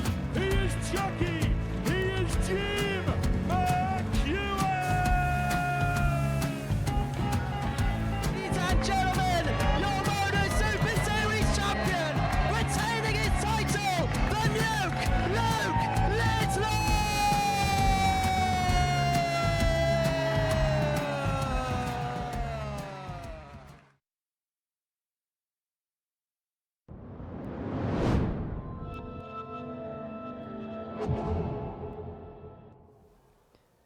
Welcome back to Pluto TV's dedicated Modus Super Series darts channel. The action is that red hot. The Blazers come off on this Saturday evening. This is what we've seen so far tonight. Well, 4-2 wins for Steve Beaton and Devon Petersen actually sets up the possibility of a 9-dart shootout in Group 1. We'll talk a little bit more about that in just a second, but in Group 2 before the break, Daryl Fitton became the first player to be eliminated. It was a spirited comeback against Richie Howson, but it was the quick start from the Owl which saw him prevail by 4 legs to 2. So it means the meeting between Howson and Duff in the 6th game of the evening session is going to be a shootout to see who wins the group. And as you can see further down on the tournament bracket, the winner of those groups will have the advantage of throw on the left hand side of the draw bracket in the semi-finals. The runners up of the groups are on the right hand side of the draw bracket, and they will be against the throw in the final 4. Trader Gulliver is alongside me, the 10-time champion of the world, a key part of our Pluto TV team here at the Modus Super Series. Well, we were hoping that tonight's opening night on Pluto TV at the Legends League was going to be spectacular, and so far it's been exactly that. It has indeed, and it's been a great performance from all players at the moment, and I'm really excited about it. And a really exciting game up in the offing here between Steve Beaton and Richie Burnett. These two have played in a World Championship final before. These two know everything about each other's games, but it's Burnett who has to win by a score. Now, how do you think that could potentially change things going into this fixture? Maybe a bit of pressure, a bit of pressure on him, and that's either going to work for him or against him, but that's really down to him, the way he channels them nerves and that. So, yeah, it's going to be an exciting match. Does it add a little bit of urgency where sometimes you can ease into a game? Richie hasn't got that luxury because if Beaton gets to 3 legs, then he's through, and then depending on the margin of victory, he's got to win 4-0, 4-1 Burnett if he's to make it through to the semi-finals. Yeah, I'm not so sure whether they'll be looking at figures out the back, but some people like to know what they need to do, or but others just want to go for that 4-0 win, so but it'll be interesting to see. It's going to be a great game anyway. It's going to be a fun game. 2 very different players, as in Steve's very hard to read as an opponent, whereas Richie is very animated, and you can tell by a mile what he's thinking. So because he gives out so much either negativity or positivity, whatever he's feeling at that point in time, he'll tell you. And if the game finishes 4-2 to Richie Burnett, it will mean that we will have a 9-dart shootout, because all 3 of the matches would have gone 4-2 in Group 1. I mean, that would be some way for this packed crowd to enjoy their night, and it'd be some way to kick off our coverage on Pluto TV. Well, they're really going to get their money's worth, aren't they, tonight? So, yeah, there's a great crowd in, and they're really enjoying it as well. So. It is packed to the rafters, and you can be here on a Saturday night at the Modus Super Series. We'll tell you more about those ticketing details in a few moments' time. Right, Trina, I'll see you in a little bit. We're going to head straight into the action now, and we're going to head to the commentary box where Laura Turner is going to pick up the action. Yeah, thanks very much, Henry. Yeah, joining us here, this is the final game of Group 1, 5th match of the evening. And there you can see two real legends of the sport in Steve Beaton, who won his opening match 4-2 over Devon Petersen, playing here against Richie Burnett. Richie Burnett suffered a 4-2 defeat at the hands of Devon. So this makes this group all really rather interesting. As Henry was saying there, if Richie Burnett was able to rally and find himself a 4-2 winner, we would end up with a 9-dart shootout. Steve Beaton, I think, here debuting at the Modus Super Series, will want to try and avoid that at all costs. He'll be just targeting in on the win. Thank you, ladies and gentlemen. First leg, Richie to throw first. Game on. Yeah, the pair have played each other 3 times this week, all Group A action. And it was 2-1 to Steve Beaton in terms of how the scores and the matches prevailed, but that's all kind of forgotten now. And Richie Burnett perhaps wasn't at his brilliant best in his opening match, but just showed signs of what he can do. And I'm pleased to say Henry has hot-footed it back to the comms box to join me. 135. Yes, a busy evening, Laura, that is for sure. But for these two, they're hoping that their evening's going to be a little bit more busier. For Richie Burnett, well, he has to go all out, but all out is something that Richie Burnett has done for a number of years. As for Steve Beaton, well, it's a scenario where he doesn't actually have to physically win this game to send himself through. Just 3 legs from this encounter against the Prince of Wales would be good enough for him. And as I mentioned, a 4-2 win for Richie Burnett would mean that the 3 players in Group 1 will come back in around about 30 minutes' time for a 9-dart shootout to determine who will make it through to the semi-finals and into the Final 4. And if that happens, I can tell you now, it's going to be quite the occasion. But I don't think anybody in a playing capacity wants to think about such things. Yeah, and obviously with Steve Beaton, whether he's actually aware of the potential scenario on offer, he is here, as I mentioned, making his debut at the Modus Super Series. Richie Car 101. They're both that kind of old school player where it's just all about grinding out a win. That is the key thing for both these players. Richie Burnett, his love of double 18 means that when he's got 81 left, he'll go treble 15. And if he misses it, as you see there, he will tell you all about how he feels. But it's now the silky smooth Steve Beaton who comes back to the hockey. Look at it, tops. And that would have been for 114 checkout, which would have put Burnett on the ropes. Yeah, a bit of a flyer, that last one from Steve Beaton. Just inside, so burns a dart for 1 for double 4. Game shot on the first leg. A good recovery there for Richie Burnett. Burnett 1 to the goods. He's certainly enjoying the task, even if necessarily the position that he's in isn't an advantageous one. 97. No, because I think knowing Richie, if he kind of looks back and it doesn't make it through to the next round, then he'll probably be quite disappointed about that opening match. Average just around 81.5, which is off his normal kind of levels that we would expect to see from him. Spurned a little bit of an opportunity against Devon Petersen and now has forced this, forced himself into the predicament.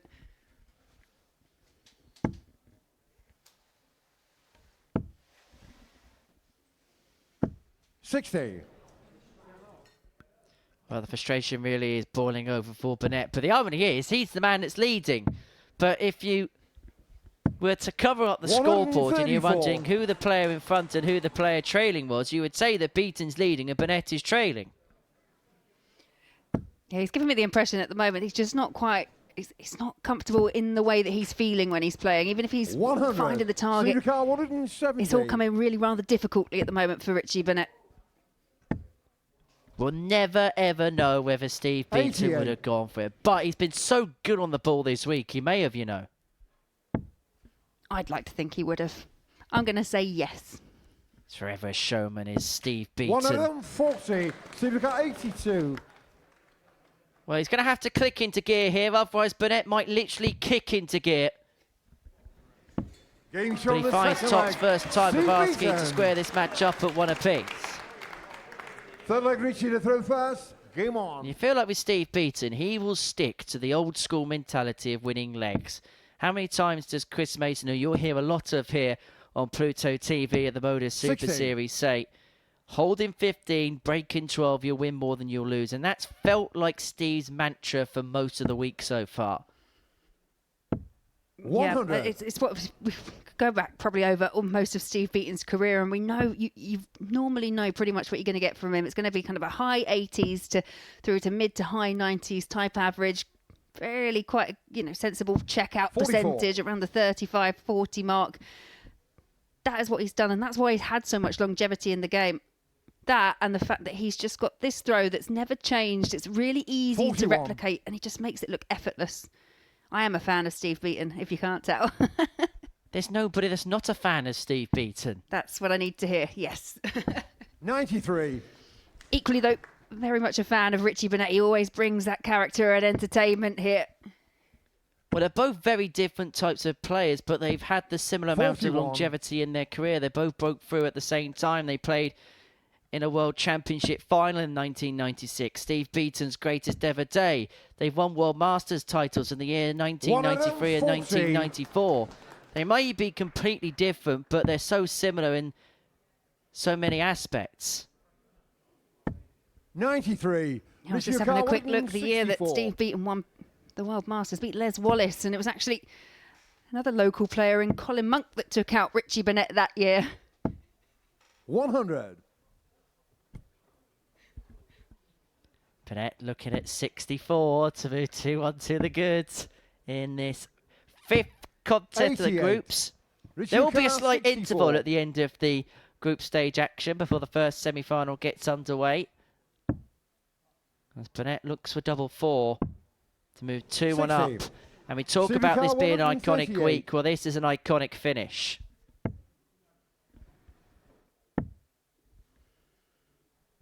Couldn't quite search out the treble 18, but sets up for tops. But it's Richie Burnett now. Had the chance, took the chance, and 2-1 up to the Welshman. Fourth leg, Steve to throw first. Game on. Remember, 4-1 is the all-important scoreline for the Prince of Wales. And if it is 4-1, it's going to be to the detriment of Steve Beaton.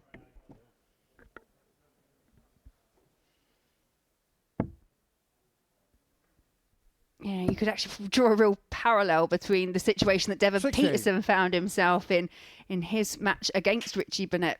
A 4-1 win for Petersen would have secured him a position in the semi-finals. It ended up being 4-2 in the end because Petersen spurned 6 match starts to win it 4-1.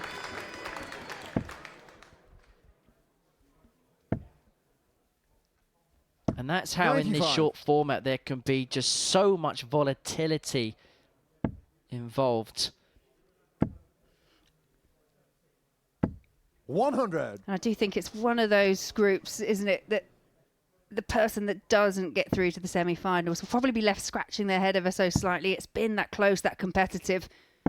57. Well, Beaton here, 193 points away from putting himself on the hill and putting 34. Richie Burnett one step closer towards the motorway.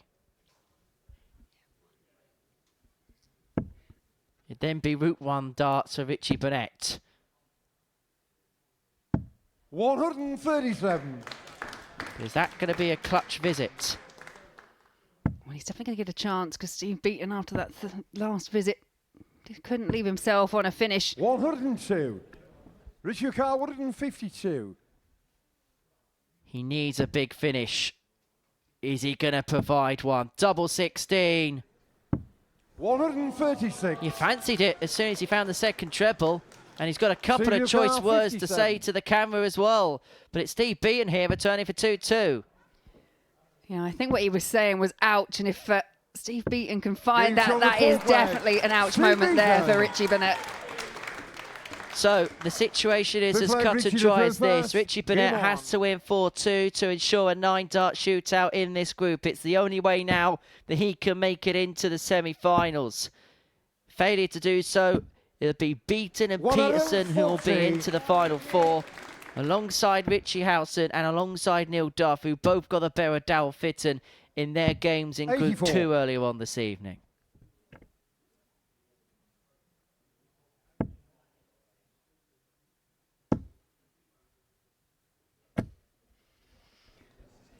Back-to-back 140s there from Richie Burnett. Really is rallying, trying to fight for his place in the tournament. 57. You know that Richie will keep scrapping away and keep plugging away. 123. Decent point there. Great leg this on throw. 98 after 9 darts. But the issue is he'll have to find a break in the next if he finds this one. Richie Wakan, 98.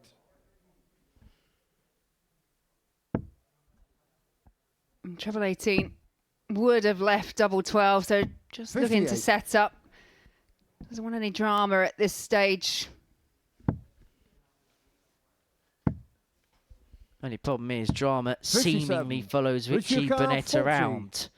But he's got a bit of luxury in this leg. That's the hold he needed. He looks now for the break, which should secure his place at the expense of Steve Beaton.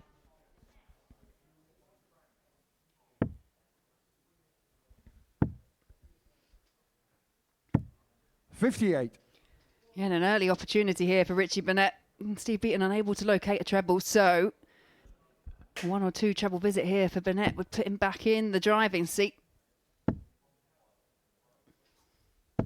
100.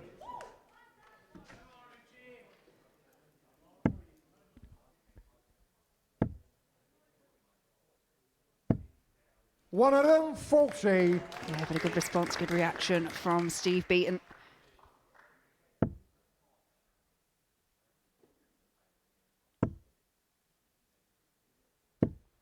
$45. For Steve, he's in one of those situations where he cannot be eliminated here, but if he loses this leg, he has to go down to the drama with a 9-dart shootout. 82. And nobody in a playing capacity wants it, but everybody else does. Yeah, it just adds that extra layer, that extra element of drama. And as you mentioned, Richie does like to be around when there's a bit of drama going on.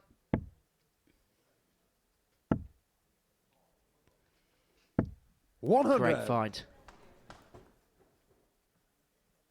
Yeah, Steve Beaton edging ever so closer to levelling us up at 3 apiece.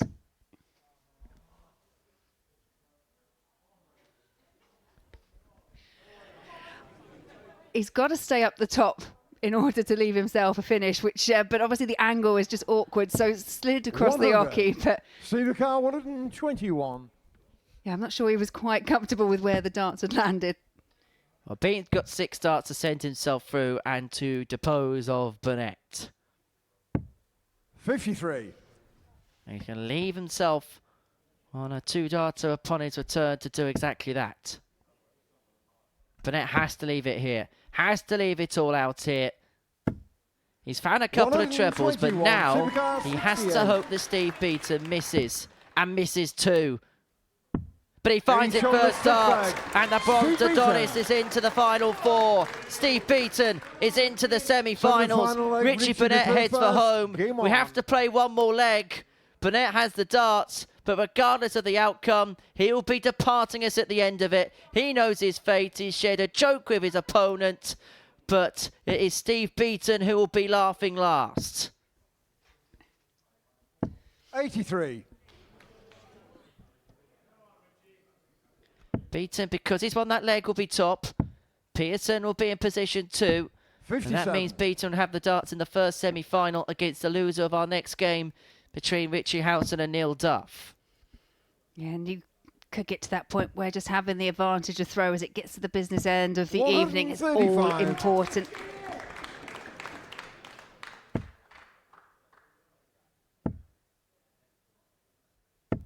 68. There'll be no Richie Burnett lofting the trophy or hoist. That would have been some victory speech.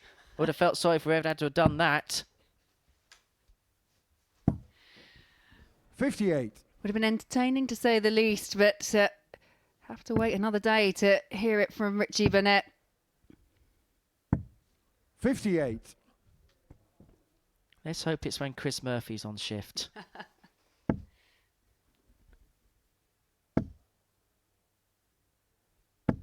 60.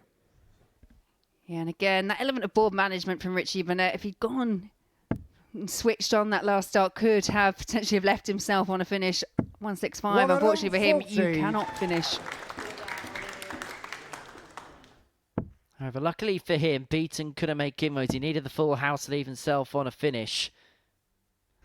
It's one of those weird situations where 95. Burnett is on the cusp of winning a match, but it feel like a game he's won in vain.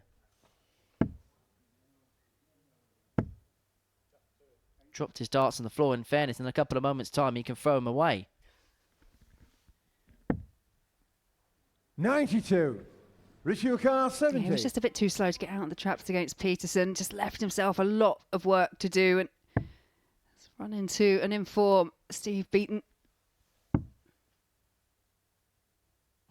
Game shown the match. Well, Burnett has won the match, but he couldn't win the battle. Steve Beaton and Devon Petersen will head through. A consolation win for Richie Burnett. He will depart us, but he departs with a win. Everybody in Group 1 won a match. Richie Burnett saluting the crowd. Saluting a crowd that's supporting the whole way through. He is still a showman, even at 57 years of age. The love, the desire of this sport is still burning so brightly. It wasn't success tonight for Richie Burnett, but he's won a lot of hearts inside this building. Burnett 4, Beaton 3, the final score from Game 5. Coming up next, Richie Howson against Neil Duff in a straight shootout to see who tops Group 2.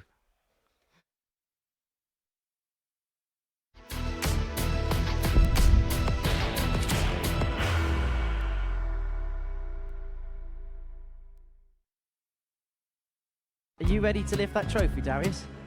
Yes. Let's do it then. Ladies and gentlemen, your Modus Super Series 9 champion is Lucky D, Darius Labanowski!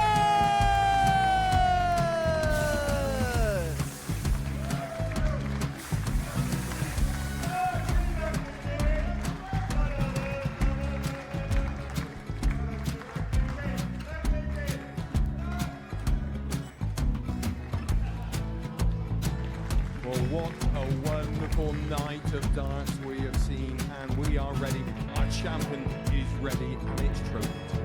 So receive the trophy. £25,000.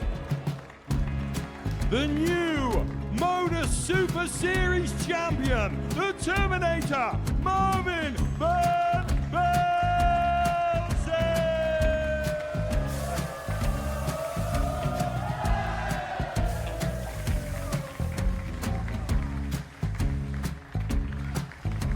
And one more time, the 8th Modus Super Series champion, the Terminator, Marvin Burnett. And the new Modus Super Series champion is Andreas Dirty Harrison.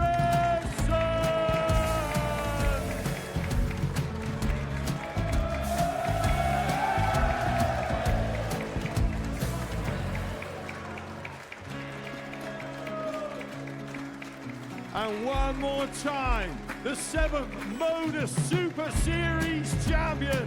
Give it up for Andreas Dirty Harrison! The moment we've all been waiting for. Would you please show your appreciation for your Series 6 Modus Super Series champion, Scott Taylor!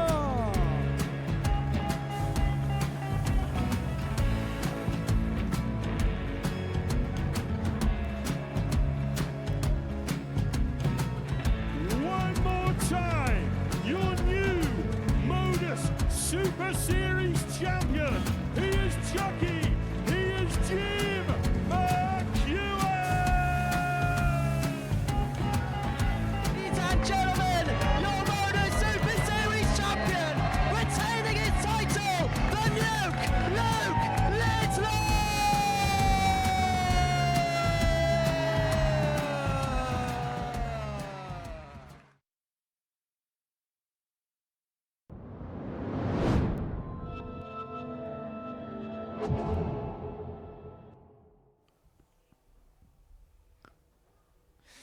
Welcome back to the Modus Super Series on Pluto TV, where before the break, Richie Burnett got the better of Steve Beaton by 4 legs to 3. This is the final game of the groups at Legends League, but that stage will be filled with stars for Super Series 10 come Monday morning.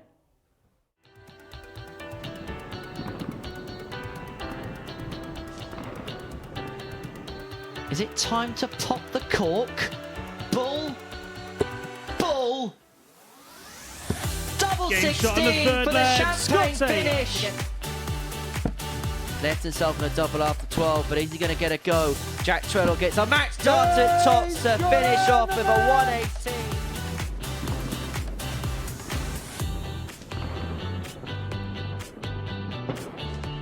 Did you get more money than your daily salary? And this is a 1-2-2 that could go. Beautiful finish that from Arnie Spee. Hit this yesterday. He's going for it for a second time. And he hits it to win the match. Equalising, he will ask a very stiff question. However, this is a match-winning opportunity, and it is at the ball for the first one of the week. Game shot. Hair raising stuff from Bradley Root. In the race, but only just. Bullseye. Oh, he's done it. What's happening tonight? That's the second 170 of the day.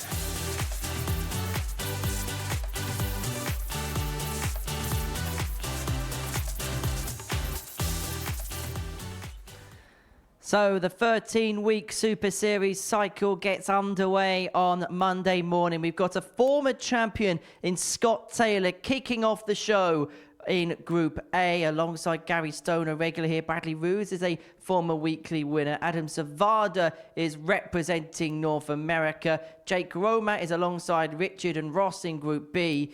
And in Group C, Alex Small, the quick-fire Welshman. The games will not take long when he's at the hockey. Alongside Joe Croft, who is a real star of the ADC circuit. You'll see a lot of that over the course of Super Series 10. And Neil Minear as well. A reminder of the timings. It's 9:30 on Monday, Tuesday and Wednesday. And then in Group C on Thursday and Friday afternoon, it's a 1 o'clock broadcast start. Group B is at 10 o'clock in the evening on Thursday and Friday night. We'll tell you more about the ins and outs and the intricacies of the format on Monday morning. But this is quite simple. Game 6 of the evening between Richie Howson and Neil Duff. This is a straight shootout to see who tops the group. The winner of it will take on Devon Petersen in their semi-final, whilst the loser takes on Steve Beaton.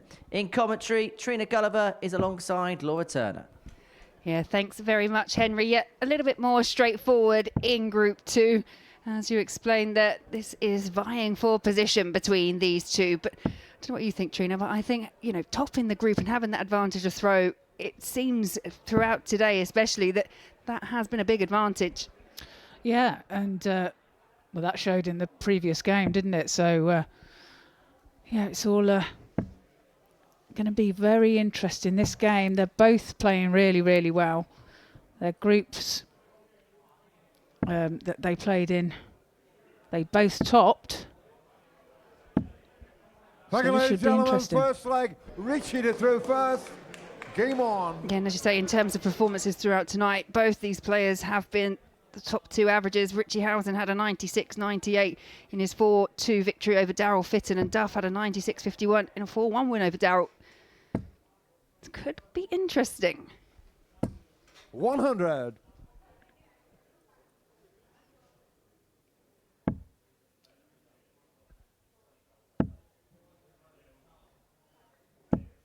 100. The amount of times that Neil's been here as well, and he just seemed to like that stage rather much.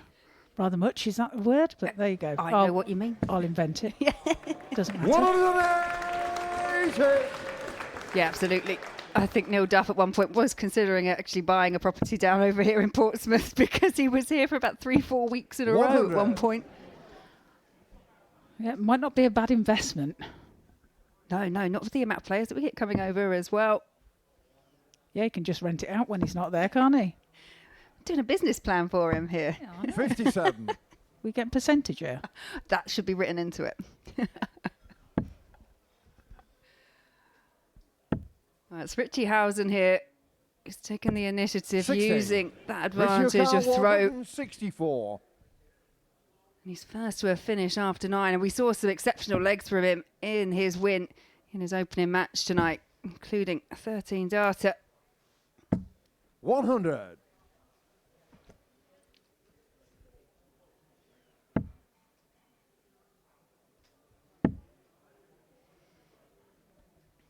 These two 81. both played Richie in Group A as well. 64. Met 3 times on the Monday, Tuesday, Wednesday. And the advantage of winning goes slightly towards Neil Duff. He's 2-1 up in the head-to-head record this week. 48. I've often wondered if that makes a 160. difference. Because obviously sitting in commentary, but to me sometimes it did, because when I played here, I lost twice to Lorraine Winstanley from a position of being 2-0 up. And 60.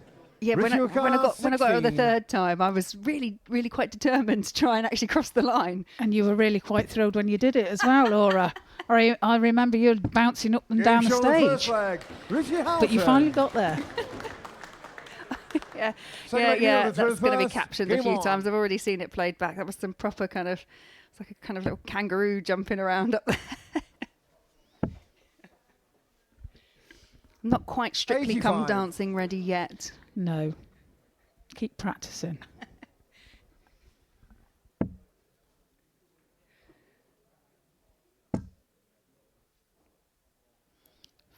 So first leg there taken 100. by Richie Howson.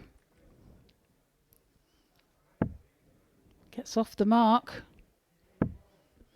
And I mean, the main job for these two at the start of the evening is just to make it through to the 100. semi-final. Obviously, both will want to top the group, but sometimes I wonder if that little bit of edge or a bit of drive goes when you know that you've already done that part of the process. You've done the qualification bit. Yeah, possibly. That's possible. 100. Yeah, it's, but then are you in danger of becoming a little bit lazy and then that continuing on into your other games as well? So it's a fine line. Yeah, absolutely. And knowing these two, they're really going to want it. It's sometimes out the back, isn't it? You just get that little bit of bragging rights 60. as well. They're a good bunch of people. Yeah, Neil won't be shy in putting his point across. Anyway, let's put it like that. 137. Yeah, if you've lost to Neil a few times, he'll remind you each time. Absolutely. He is looking favourite for this leg. 100. Neil Ducar, 52. Richie does leave himself a finish, but you feel that this is going to go. So tops now for a level game. Game Takes show it with on the his second leg. dart Neil Duff. and levels the match. Third leg, Richie to throw first. Game on. They're all going with throw at the minute. Comfortable hold for Richie Howson in the first, and comfortable there for Neil Duff going out in 14 darts. 100. Yeah, if you've got the advantage of throw, you just think, right, let's just keep going. Even if it goes 4-3, goes to a deciding leg, you've just got that little edge. But for Neil Duff, he's going to have to find a way of breaking. 100. Yeah, you just want to hold your throw, and but then you can start to panic a little bit if you lose it, because then it's role reversal kind of thing. So you've got it all to do then. Yeah, and obviously, as I've said before, it's a race to 4. So as you get ever closer to that 4, if you get broken right at the end, then real panic sets in. Yeah. 60. And that's when you really have to kick in and really make every dart count.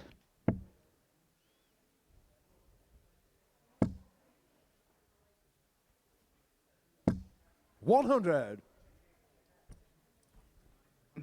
Both these players have played in the seniors, which I know that you're obviously playing as well, but Richie Howson's got himself a little legion of fans, haven't he? His Owl Army, as it's mentioned, especially if it's at the Circus Tavern. He has. Well, he doesn't live far from the Circus Tavern, so, you know, it's easy for his fans to visit. 81. His family as well. And so, yes, he's become a bit of a legend on the seniors tour. Very popular guy. 40. Richie Car 123. And again, it's the person who threw first with the key advantage.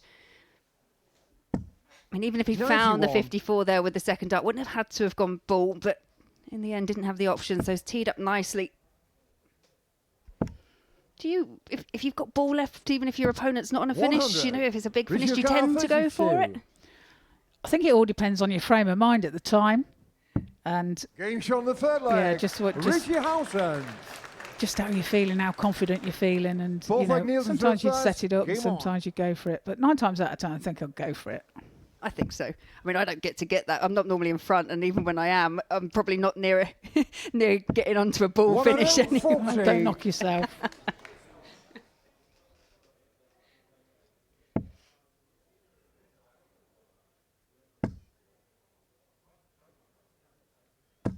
$100.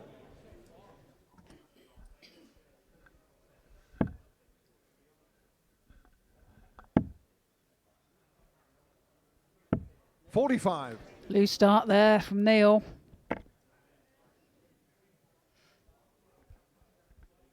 Not producing quite his mid-90s averages as he has been. A nice 180 there from Richie. Yeah, you feel that this could be a key moment in the match because Richie Howson has taken the initiative, taken the advantage here, but it is on the Neil Duff throat. It's a good response from Neil, but if Richie can find a treble or two here, he could be in a bit of trouble. 57. Well, he does leave himself a finish, albeit a very high one.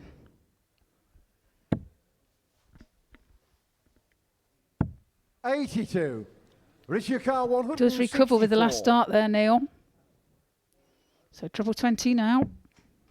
Finds that. Treble 18. Not to be this time, so Neil coming back for this 94. Yeah, but again, brilliant setup play there from Richie Howson, but could all be academic as Neil Duff pins, tops and levels us up at 2 apiece. Fifth leg, Richie to throw first. Game on. And that could be a really important finish in the context of this group for Neil Duff, because Richie Howson, as I said, set up beautifully for 85. double 16 if he did have the chance to come back. And the way he's playing, you don't feel like he would have missed.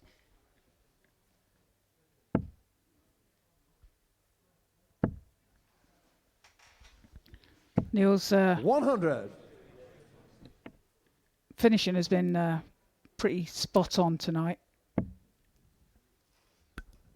Yeah, he's been on point. I think he 4 from 9 in the opening one, but he's 100% in this match. 100.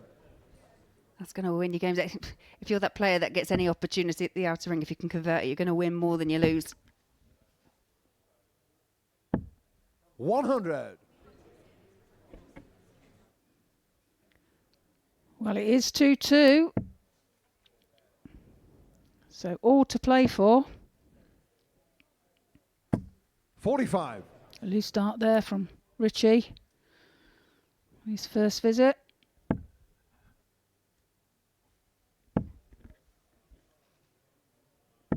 $81. Followed by Neil. Slightly bigger score, but still a slip into the 1 and the 5.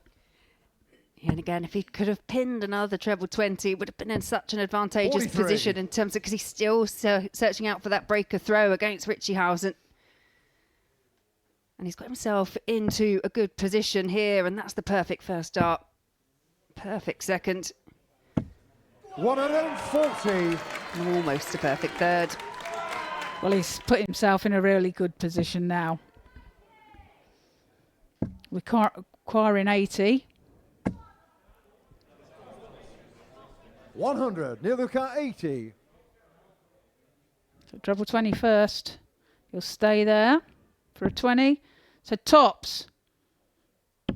40. Just on the wire. Richie car 128. Yeah, and Richie Howson has threatened a couple of big finishes. We've seen him take out a 145 this week, and he's looking to add the 128. Yeah, needed a second treble 18, so Neil Duff, real break 40. opportunity incoming. Double 10 now. Double 5. 35. He can't find it. Richie car 40. So this could be a bit of a let-off for Richie if he can find tops. Yeah, Neil Duff left scratching his head slightly. He's had 4 chances to break the Howson throw. 20. But Richie cannot punish either. We've all been there, haven't we? We're desperately chasing that double. No score.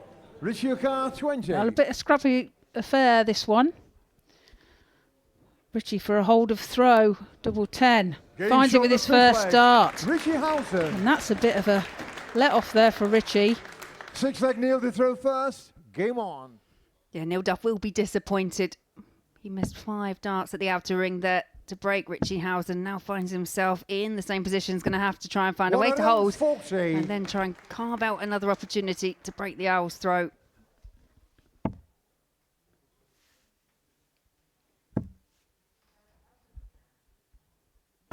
$100.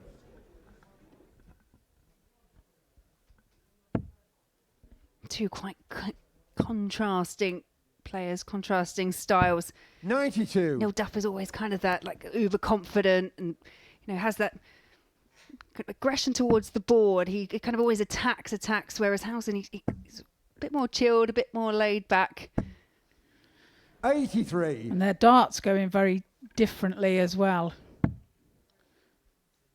You see from Neil's, they 59. go in very steep, and his perfect dart would be over the top of the treble, whereas Richie is flatter, and therefore his perfect dart is below the treble. 100. Yes, one of the things I love about darts, not just the different characters, but kind of the contrasting styles that you 100. mentioned, and everyone slightly unique to that individual. A bit like a fingerprint, you never quite find 2 styles exactly the same. It's very organic. Yeah, that's a good example actually there. It's yeah, everybody's different and 100. nothing's really right or wrong. It's this is my opinion, obviously. It's what feels comfortable. So tops. 70. Richie car Yeah, totally agree. 118. That miss there by Neil Duff. Richie Howson now 118 for the match. And is that a bit awkward? Needed to squeeze one underneath, and it just kind of echoes what you were just saying there. That one that lands above makes it difficult for Richie Howson. Tops. Double 10 now for Neil for a level game. And he finds it with his third. Neil though. I was just about to say when his doubles are failing him. Richie to throw first. Game Does on. find double 10 there. We have a level game. Yeah, it was an awkward dart as well because he blocked it ever so slightly. So I do think this was the kind of game that was going to go 100. all the way. You never quite know, but only the second match of the evening to actually go the distance.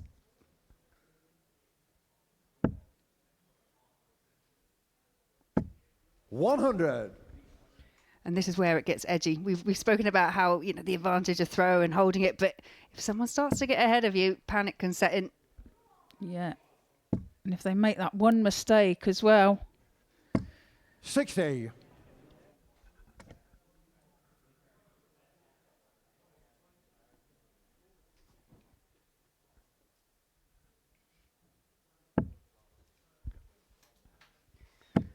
Neil Duff back in. 140. Not quite a 180, but I think Neil Duff, when you get to this position, I think any player that 1-2 dart treble visit, that's what you're hoping for. Well, that's a great reply there from Richie Howson. Leaves himself a finish.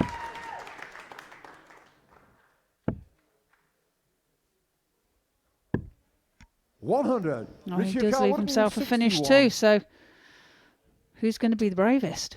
Yeah, absolutely nothing to split the pair, but it won't go the way of Richie Howson, so Neil Duff will have a chance here at the same target. 65. Neil the Carwood 61. Yeah, just taking his time. Yeah, but again, same result for Duff. 60.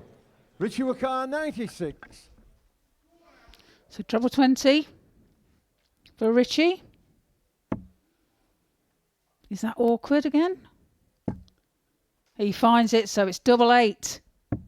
Game shot of the match. For the Richie match. Howson. 4-3 to Richie Howson. What a game that was. 89.94 average for Richie Howson and 86.97 for Neil Duff. 3 out of 12 for Neil, 4 out of 9 for Richie. And that is a 4-3 victory to Richie Howson. Coming up next is the semi-finals.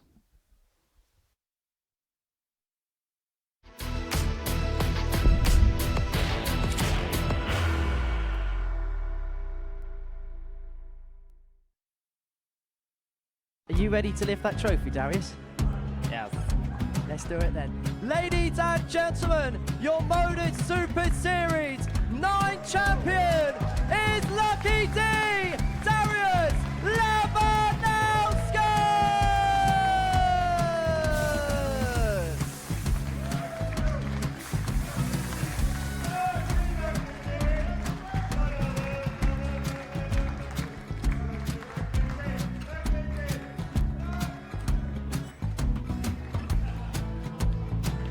Well, what a wonderful night of darts we have seen, and we are ready.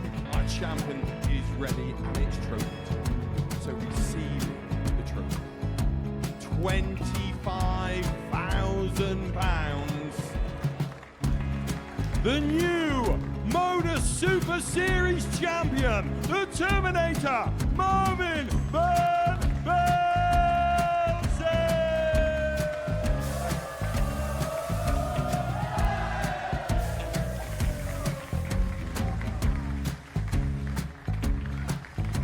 And one more time, the 8th Modus Super Series champion, the Terminator, Marvin Petersen. And the new Modus Super Series champion is Andreas Dirty Harrison.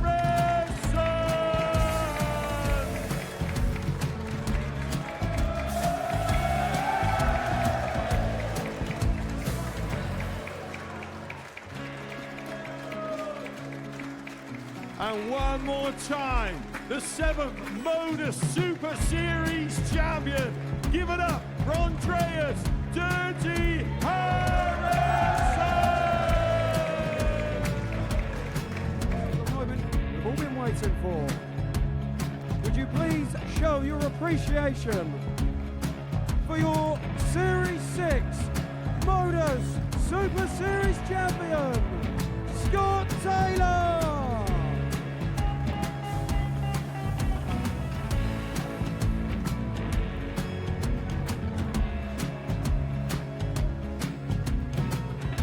One more time, your new Modus Super Series champion. He is Chucky. He is Jim McEwen. Ladies and gentlemen, your Modus Super Series champion, retaining his title, the Nuke, Luke Littler!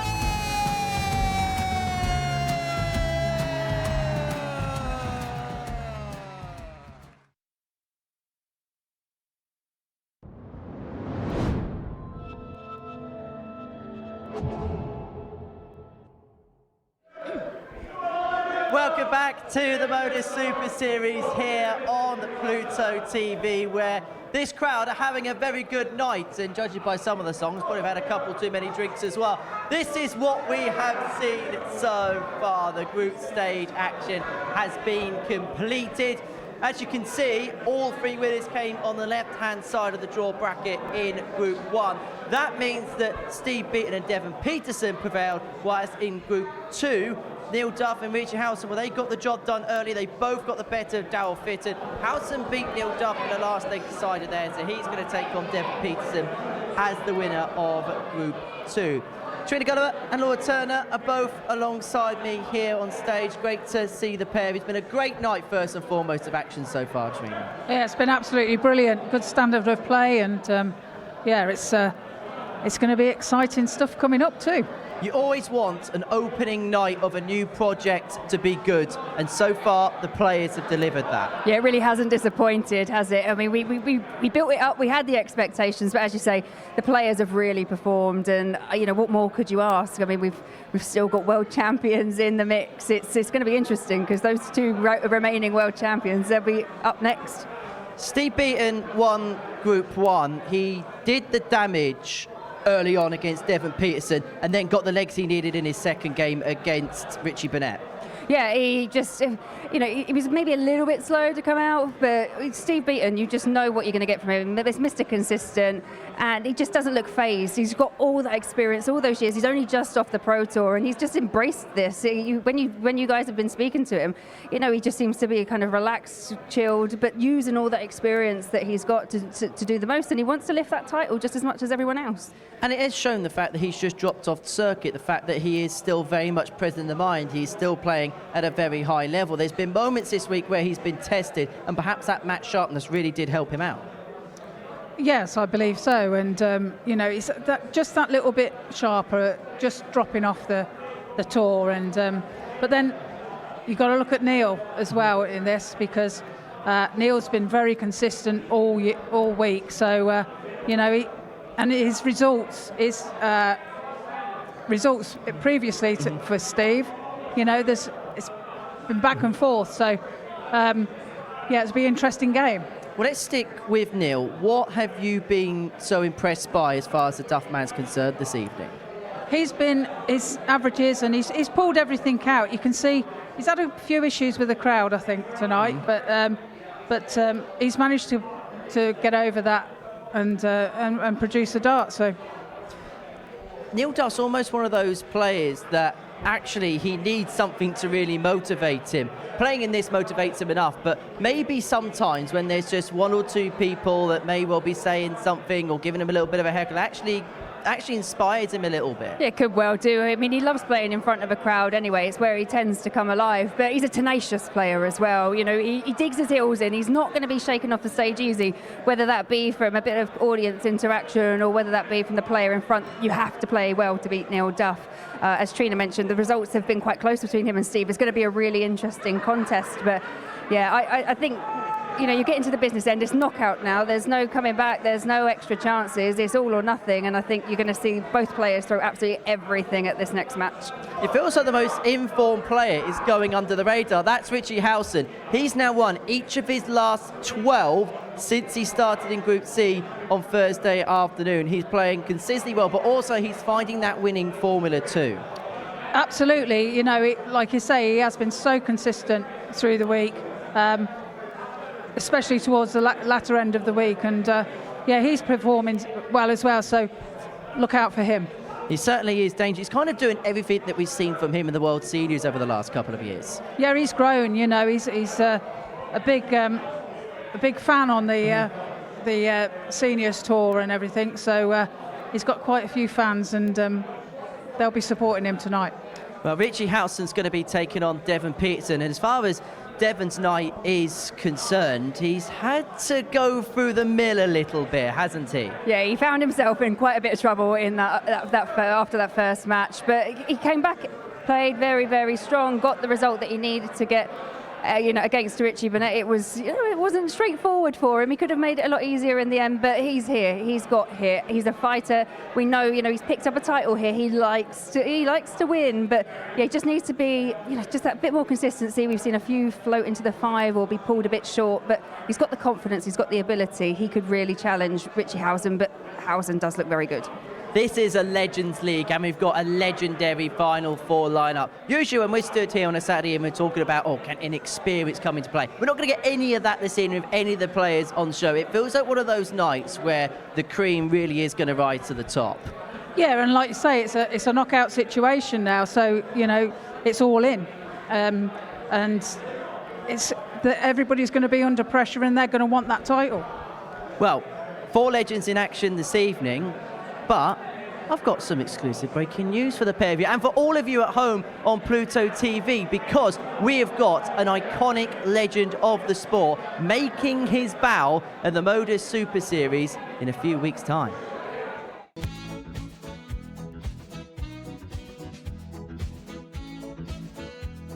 We were told that if someone could get your ponytail, they would auction it for 10 grand. People have put you into the media somewhat negatively about your creativity with equipment.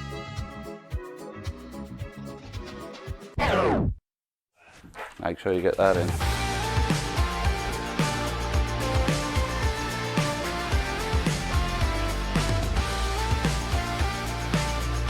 Let's stop messing.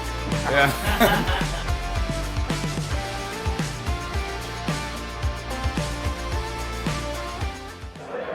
The former European champion, the former World Cup champion, Simon Whitlock is going to make his debut here at the Modus Super Series in week 2 of Series 10. So just a fortnight to wait until we see the Wizard in action. He was one of the names that when he dropped off tour, I think there were so many people that wanted to see on this particular stage. Yeah, he's local to the area as well. So, yeah, what a great addition to join Modus and that. So, yeah, I'll be looking forward to that.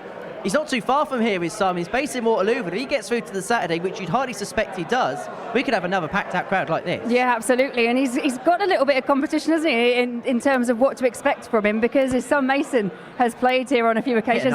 Hit a 9 darter. I happened to be here when he got it. So it was, he's got some levels that he needs to live up to. I'd love to see him and Mason on the same week. It would be really quite exciting. Just quickly, Series 10's about to get underway. What are you guys looking forward to seeing in the next series? I think there's a great combination of a lot of different events, different weeks. I'm looking forward to the youth, the up and coming one. I think that will be interesting, and I think people are going to be amazed at the talent. We know Whitlock's going to be here. We've seen Beaton this week. Anybody else you're looking forward to seeing on debut potentially? Well, no, I think, to me, I totally agree with Trina. I think, there's going to be some more names, I imagine, dropping. But what I love about it is, we do lose some of the players that we've lost from last year. As we mentioned before, 21 players picked up their tour card that appeared here last year. However, we do get to benefit from the ones that drop off tour. So, yeah, I think any new face would be fantastic to see here. I mean, obviously, Simon Whitlock, he's an absolute legend, so he's going to be great to see. But, yeah, just looking forward to seeing how another season pans out. It all gets underway Monday morning, 9:30 a.m, exclusively live here on Pluto TV. Back to the action tonight. This is what we've seen. The semi-finals are almost upon us. It kicks off with Steve Beaton against Neil Duff. We were here in Group A, Trina, and these two had a trilogy of battles. Neil wins that 2-1, but the performances as well that the Duff man put in against Steve Beaton, they're 99 for the first 2 days. Yeah, his averages were great and very consistent. And so Neil will be going into this thinking, I know I can do it. So, and his confidence will be high. Neil Duff has been here, he's done it, he's worn the T-shirt so many times. When you get to this stage of a tournament, how much does that experience of winning, particularly in a building like this, come into play? Well, he's used to it, isn't he? So he's got that little bit of advantage over Steve, although Steve seems to have settled in quite well. But he has got that little bit of more experience, and that could be a big factor here. And so we'll see what happens. What do you make of the second semi-final between Richie Howson and Devon Petersen? I think based on what we've seen tonight, and it's no disrespect obviously to Devon, you know, Richie just seems to have that more consistency, more fluidity, and has just been better when it's come to seeing off matches and finishing. But I would never underestimate Devon. Obviously, he's the ADC Global Champion. He's tasted victory up here. He's going to want more of the same. But yeah, I think just based on stats, which is what we tend to base things on, Richie Howson for me. We talk about recency bias. The fact that Devon's won a tournament as big as the ADC Global Championship, it was just last month. How important could that be in a night like tonight? Well, that's a good confidence boost. You know, he's coming into this and he's played on this stage. He knows all about it, and you know, that could give him the edge. We will have to wait and see. Who for you has been the standout player so far this evening?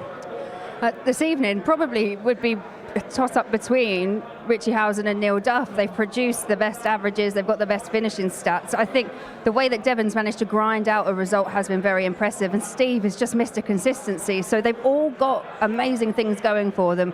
I think, you know, standout for me, and he is going under the radar. He's kind of, the owl is flying under the radar, perhaps, is Richie Howson.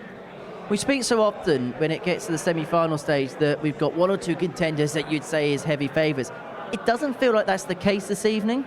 No, I think it's very even. I think they've all got a good chance, and if they all raise their game and play the game that they know that they can, I think it's anybody's. Who, though, if I was to ask the card, you know the question I'm about to ask. You know I'm horrible like that. And Trina can go first, right? Right. No pressure. You're the 10-time world champion. That's why we ask you these questions. Okay. Well, going based on what I've seen this week and the consistency, I think Neil Duff. Agreed? I totally agree, but based on what I said, like the paragraph before, I think I'll stick with Richie Howson, but I totally agree with Trina. It's anyone's. You can hate me later for throwing you under a bus there. Trina, Laura. Copped out then. Trina, Laura, thank you very much. It is time for the Final Four here at the Legends League of the Modus Super Series, exclusively live on Pluto TV. And our first semi-final is a battle between two former Lakeside champions. It was the year 1996 where the mulleted Steve Beaton lifted the trophy. It was only 3 years ago that Neil Duff won the trophy on debut. They go head-to-head for the 4th time this week here at the Live Lounge in Portsmouth.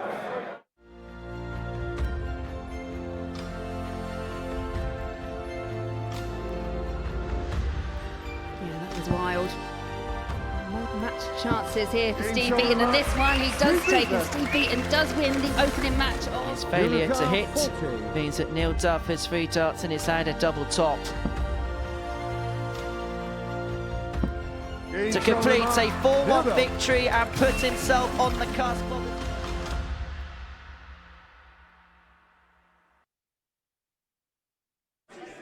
Welcome, ladies and gentlemen, to the Modus Live Lounge here in Portsmouth for the Modus Super Series League of Legends, live on Pluto TV. We now get round to our semi-finals. First semi-final of the evening. Please put your hands together and welcome to the stage. It's the Bronze Adonis, Steve Beaton, and Duffman, Neil Duff.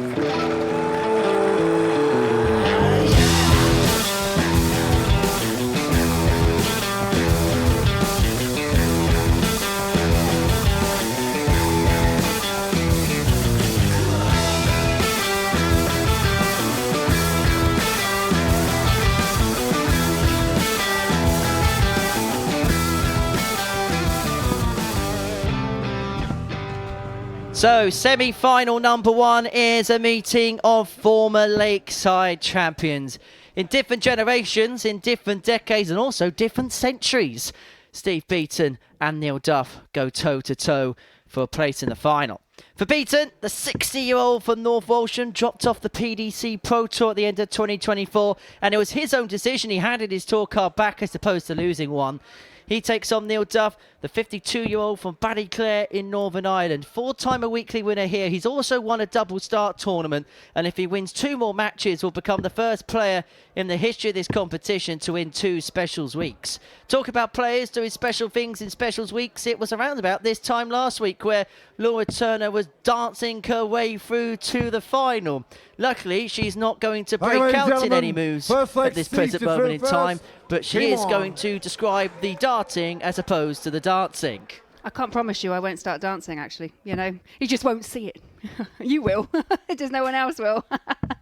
Luckily for our viewers on Pluto TV. Absolutely. What do you make of this particular semi-final? Yeah, I think it's really interesting. As you mentioned, just, you know, the gap between their lakeside successes, you know, spans not just decades, but goes over 2 different centuries. It just sounds crazy when you say it. But for me, what's always impressed me about Steve Beaton is the longevity in his ability to play at such a high level. But I know with Neil Duff, he's so focused, tenacious, and just loves it here at the Live Lounge. And there is something to be said about a venue where you have success in the past. Yeah, absolutely. I don't have many. However, the ones that I do have, you know, you just feel so much better when you walk back into that environment because it carries good memories for you.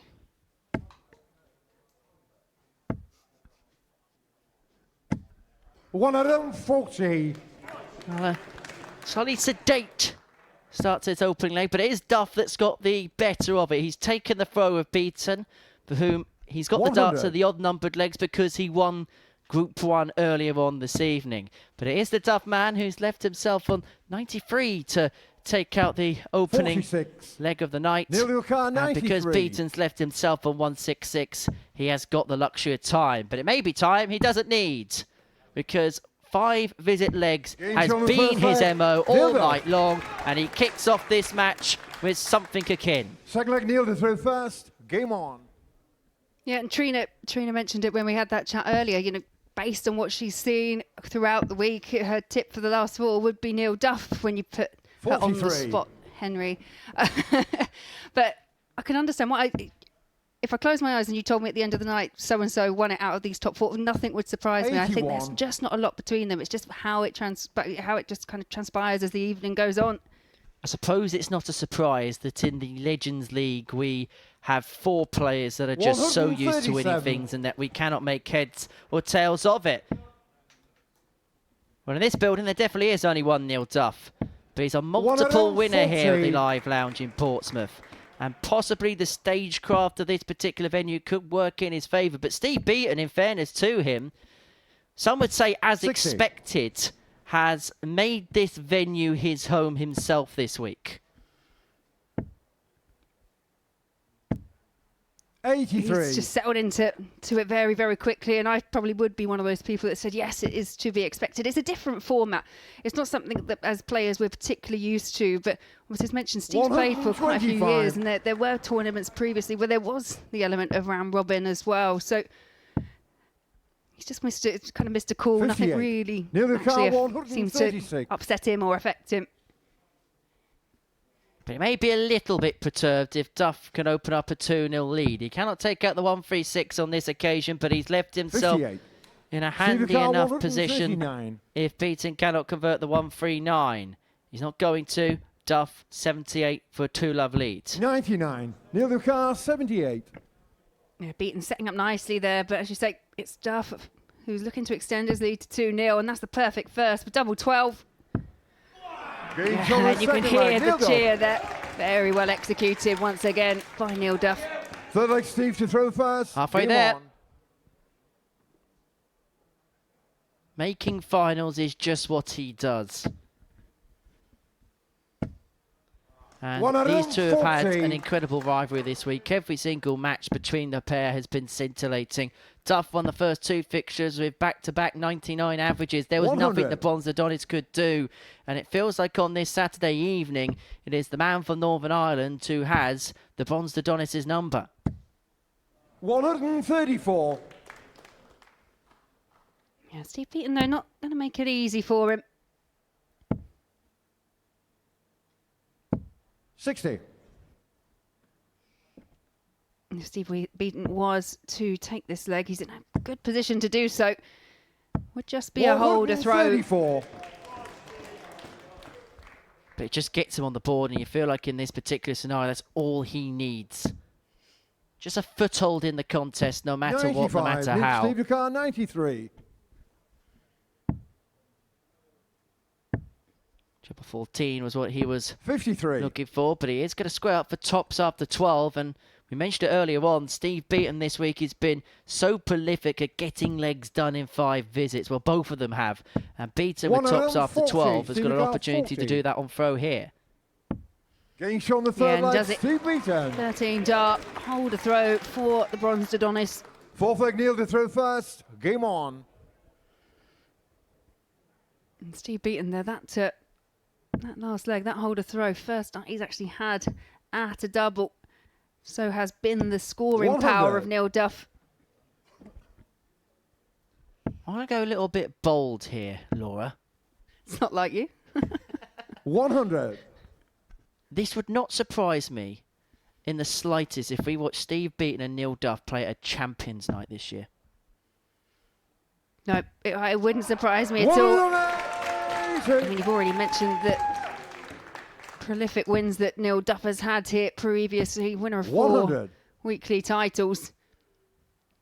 And I could easily see Steve Beaton lifting up that weekly win title himself. For those of you that don't know what Champions Night is, at the end of the 13-week Super Series cycle, we have a playoff Saturday to determine who the grand final winner will be. The next one is on April the 26th. Do mark your card. It's exclusively live on Pluto TV. £25,000 going to the winner of that particular night. 59. Just what that can do for a player, especially one that's ambitious and looking to move on to getting themselves a pro tour. It's just able to support them in those darting ambitions. Now looking for a single 20. So just lift it over for tops. 40. Sometimes the lie of Neil Duff starts make that climbing of the ladder, that type of finish, quite difficult. Game show But that was not leg. difficult for Steve Beaton. Beaton. 2 from 2 on the outer ring, but it's more importantly 2 apiece. Fifth leg, Steve to throw first. Game on. Leg by leg, it's been pretty good, with the exception of the 17 darter for Neil Duff, 15, 13, 14. 15. And that's been the kind of punches that they've been jabbing at one another all week long. 55. And for a player like Neil Duff, he's obviously got the early breaker throw, held throw 2-0 up, probably feeling slightly more comfortable. 80. He'll be disappointed to have relinquished that lead. It's quite literally standing room only here. Every single viewing 45. vantage point inside this auditorium has been taken up, and you can be here on a Saturday night at the Super Series. Scan that QR code. It takes you to our 99. ticketing page where for just £5 you can be just like that gentleman there, watching all of the action, watching legends of the past, and maybe watching players that you may not know too much 55. of now, but could be stars of the future. It was only a couple of years ago that some teenager by the name of Luke Littler, little known unheralded, turned up here, and then the rest is 44. history. Yeah, very much so. Yeah, we've seen players that have gone to the stage here at the Modus Super Series. We've seen them now pick up 100. tour cards, move furthermore into their darting ambitions. Would not surprise me if we see more of the same year in, year out. 38. Again, tickets for that Champions Night I mentioned on April the 26th available there, as to every single Saturday, which has its own unique twist, its own unique plot lines week in, week out. But the plot line here could well be that Max for Neil Duff giving him an opportunity to break again. Beaton brought it back to 2-2, but he may have to stand 45. in the background as Neil Duff Duff, looks to re-establish 66. his lead again. And he's single 16. Leaves him tops to go within 1 of the Games final. on the fifth leg. Neil Duff now takes a 3-2 lead, and there's a bit of a shake of the head. First time I've seen that Six kind leg of Neil bit to of throw first. emotion, Game disappointment on. there from Steve Beaton. He knows he's up against it here against Neil Duff. We're into the championship rounds now, and these are 2 heavyweight players for the Super 81. Series. And it would be remiss of somebody like Steve Beaton to not feel like possibly opportunity could slip by. And this would be a great start to 2025 for him. We've spoken about the World Seniors, which is on the horizon the next few weeks. This would be some way to begin what's going to be a big year for Steve, but in a different guise. 61. Well, I can imagine, and listening to him talk throughout the week, it's, you know, it's quite intense, obviously playing at that top professional level for the amount of years he 58. has and the amount of time and dedication and travel that it takes to be a darting professional. You know, I think he's kind of deserved to kick back ever so slightly, but still competitive as ever at the moment. 99. I say lucky us. Yeah, absolutely. A bit of a wayward one there, and now Steve Beaton trying 44. to search down a treble 20, and you have to say, Henry, it feels very much advantage nil Duff here. He'll feel like one more very good score, and he is oh so close towards the finishing line. 62. But he'll feel like opportunity slipped there. Yeah, I think he was probably thinking exactly what we were thinking, but just tried that little bit too hard, over-egged it. 134. And perhaps unsurprisingly, Steve Beaton has found a riposte to that. And this is how these short course matches, every single game we play in this format, 58. first to four, how they Steve can Carr, change based on 128. small moments within a leg.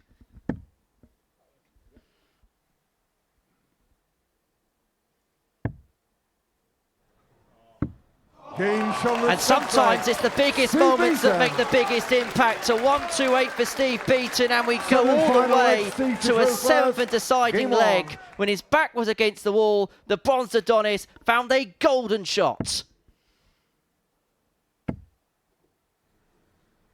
Yeah, real pressure. Steve Beaton's under real pressure from Neil Duff and takes out the 1-2-8, but backs it up there in the opening score of a 177. When you're three apiece, you know, when you get one treble in, you think, okay, relax. But to get all three, yeah, solid start from Steve Beaton. Showing all the qualities of a 57. champion in an abundance here, Steve Beaton. And even the great champion here, Neil Duff, may well be on the canvas, 80. and Beaton is now hoping to apply the knockout punch. Duff got off to a quick start, but he couldn't streak clear. Beaton kept himself in the contest, 100. and now he is going to get 6 to win it. Yeah, it's at least 6, and Neil Duff not happy with the lie of that first start. Try and force himself a route through, can't find it. 100. Steve Carr, 167. Yeah, Switson just looking to set up. He knows he has the luxury of time. He will be coming back. So just a shot to tee up 96. for Steve Beaton. Well, Neil Duff has fought all the way to the line. It's been another valiant attempt this week from the Duff man. 71. But Steve Beaton to head through to the final on his Super Series debut. He's looking at double top. 51. But it's a Neil match Carr, start missed. And Duff 121. now has the Howson. Yeah, and this would hurt. That last couple of visits there, ton 140 to set up the 121. Now needs treble 17. Can't find it. It was a huge chance there for Neil Duff to take the victory. 20. Double 10. And in his debut at the Super Series, Steve Beaton is into the final. An all-time great has beaten an all-time great champion on this stage. Neil Duff may feel like opportunity passed him by at points in that contest, but for that man there, Steve Beaton, he was the overwhelming favourite from the second the first dart was thrown, and he is now in the final match of the week. He has beaten Neil Duff by 4 legs to 3. Coming up next, semi-final number 2 between Richie Howson and Devon Petersen.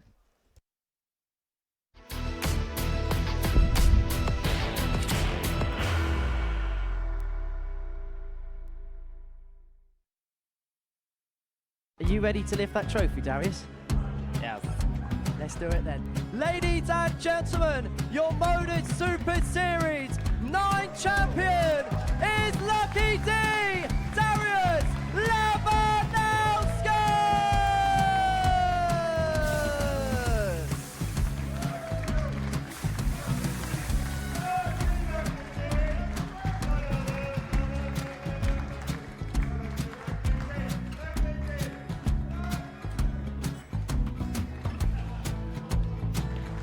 What a wonderful wonderful night of darts we have seen, and we are ready.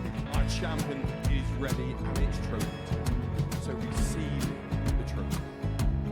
£25,000. The new Modus Super Series champion, the Terminator, Marvin Burnett.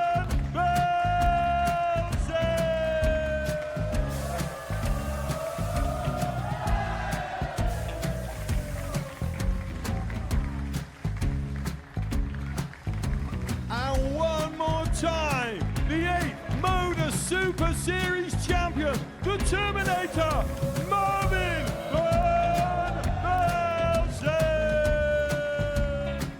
And the new Modus Super Series champion is Andreas Dirty Harrison.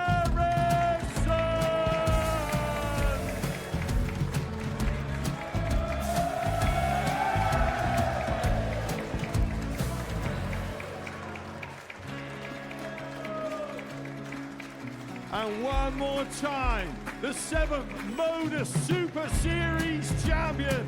Give it up for Andreas Dirty Harrison. The moment we've all been waiting for.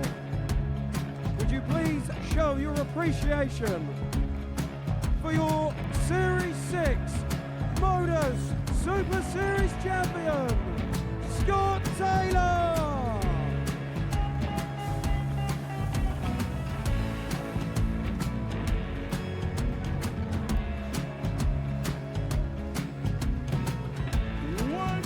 Time, your new Modus Super Series champion. He is Chucky. He is Jim McEwen. Ladies and gentlemen, your Modus Super Series champion, retaining his title, the Luke Lidlow.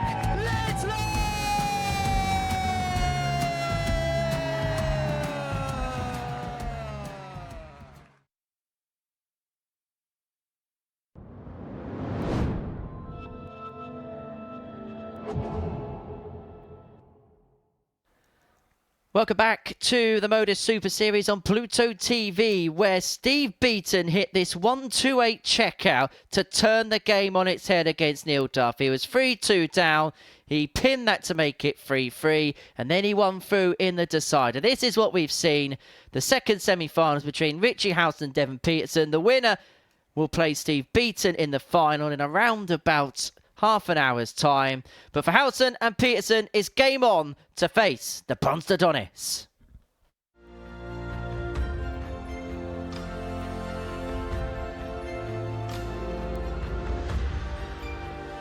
For Richie. Is that awkward again?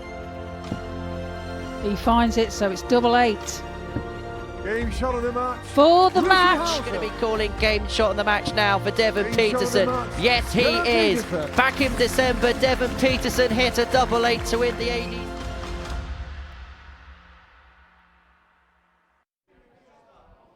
Welcome, ladies and gentlemen, to the Modus Live Lounge here in Portsmouth for the Modus Super Series Live League of Legends, live on Pluto TV.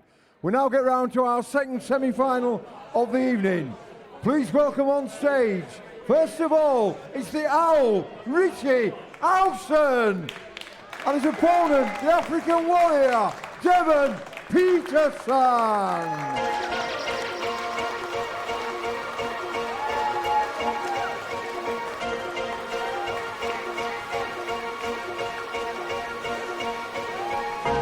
I am number one, not number two. If I'm not the one, I'm uncomfortable. See the competition I've been running through.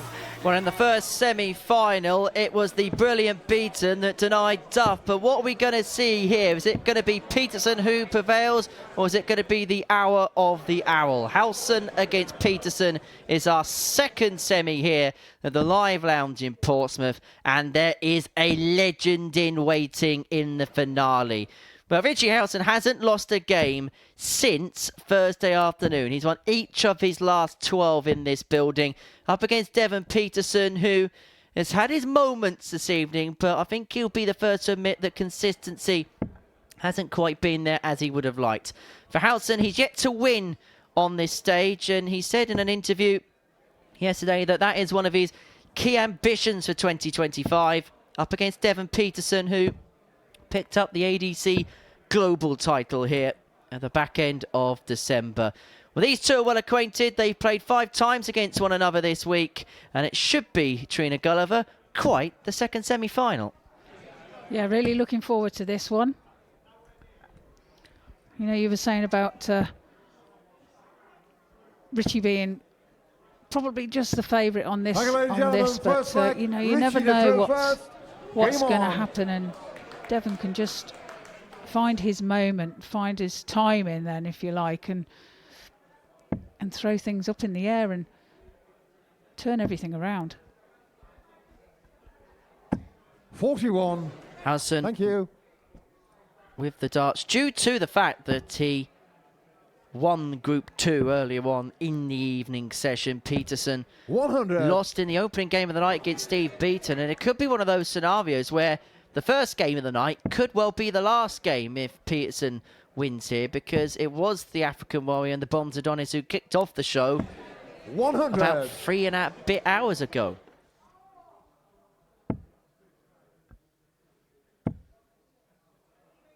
Howson this week, 16. particularly in the latter ends of it, has just been so reliable. You almost expect him to play to a very high level, game in, game out. Yeah, he's been very consistent and throughout the week. 97. Be looking to keep that form going, but let's see. He struggled a little bit on his throws in the earlier match.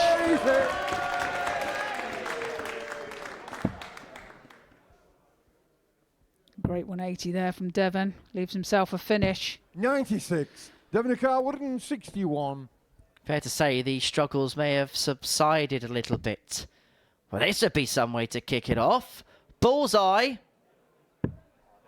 119. Richie Carwood 67. So can Howson put this together? Finds the first treble. Finds the second treble. Bullseye. 117. Wow. That was unlucky. 42. But it's a bit of fortune that works in the favour of Devon Petersen. But can he take full advantage of the opportunity? Yes, he can. Double 8 is beginning to work for Devon Petersen. He's got the break of Howson, and he's a leg to the good. First. Game on.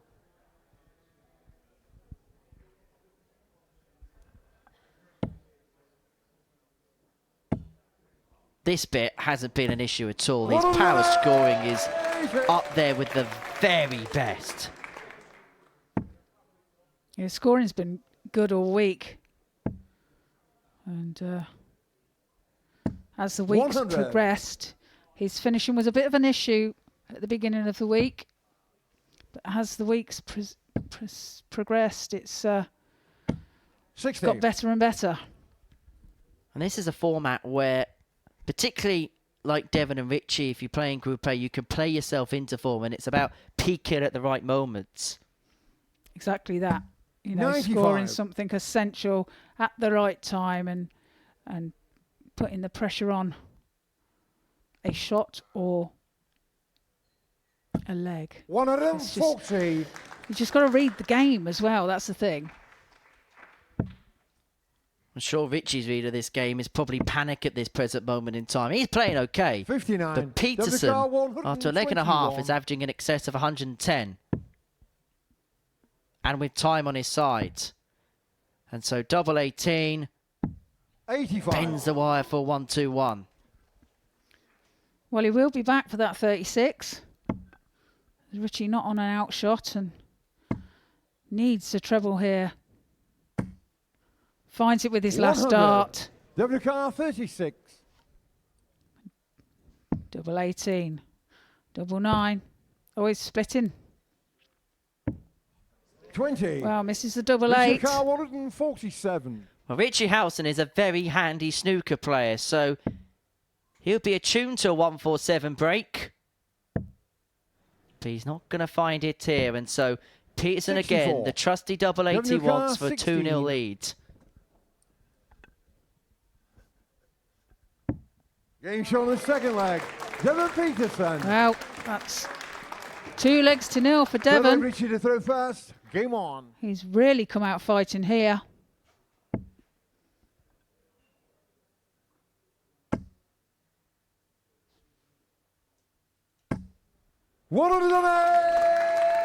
The third max of the match and the first for Richie Howson in this contest.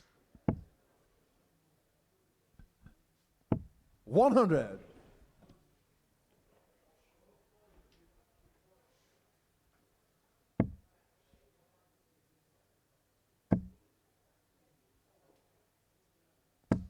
$140.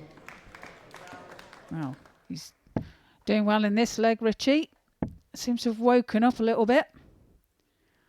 81. Way ahead in this. Third leg. Well, if Devon Petersen landed the early blows, Richie Howson's looking to find a counter punch here. And he's left himself on a 2-darter after 9 to half the gap back down to 2-1. And Petersen is nowhere to be seen. The power scoring of the first couple of legs have deserted 60. him. Richie But if there's got one positive, 84. this is a leg on the Howson darts.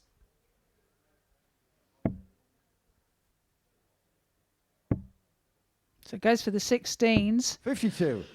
Which is sensible. With Devon on 260. He's got plenty of time in this leg. You could tell with dart 2 and 3, the darts Richie are Carr, not behaving 32. as he'd like in this leg. Howson loves double 16. But it's now slightly further up. Getting shown And the it's a third change leg. of fortune Richie and Howson's in Howson. this contest. Fourth leg, Double Devon to eight's throw doing a lot of first. damage Game in on. this game so far. It is indeed been favourites for both players. 100. Well, Devon Petersen needed to get a break at some point in this contest. He got it in leg 1. The legs he now has on throw is all about preserving it. Yeah, and obviously for Richie, he needs to find a break. 125. A break back. So he'll be hoping to do it in this leg. He want to do it sooner rather than later. 60.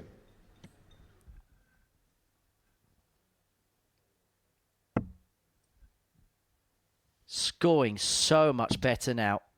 He's finding the red bit with a bit more prolificness. 140. And he really is posing the questions to Devon Petersen here, who got off to a quick start, but it's just beginning 70. to evaporate somewhat. And so Howson has taken the throw, and now he has an opportunity to send this game back level, having trailed 2-0.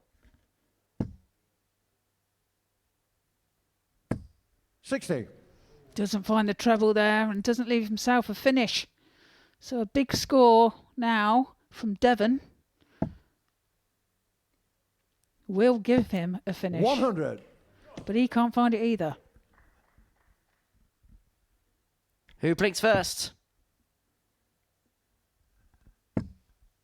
That first start was such a wonderful guide for Richie, and he's nestled 2 in on top, and he leaves himself on double 18 to square this game up. 65. Richie Carr, 36. So double 18 now for Richie.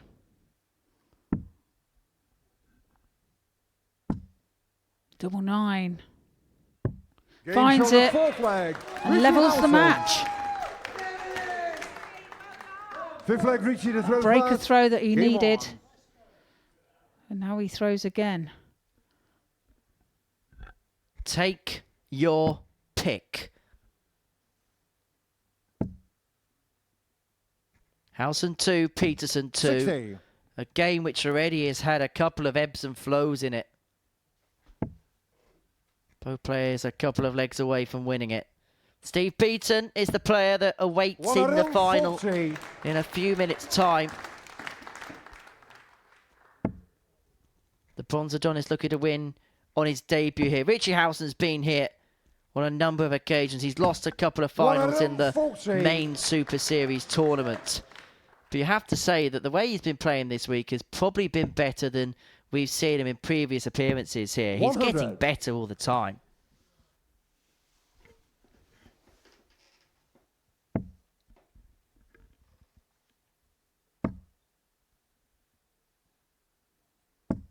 $140. Well, that's good darts there from Richie. Be a bit disappointed that his last darts didn't follow into that treble. 123. Richie got 161. So it's 161 for Richie.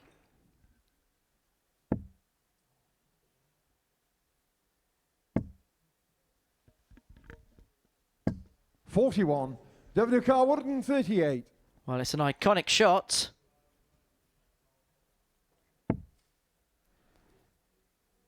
Richie Howson has his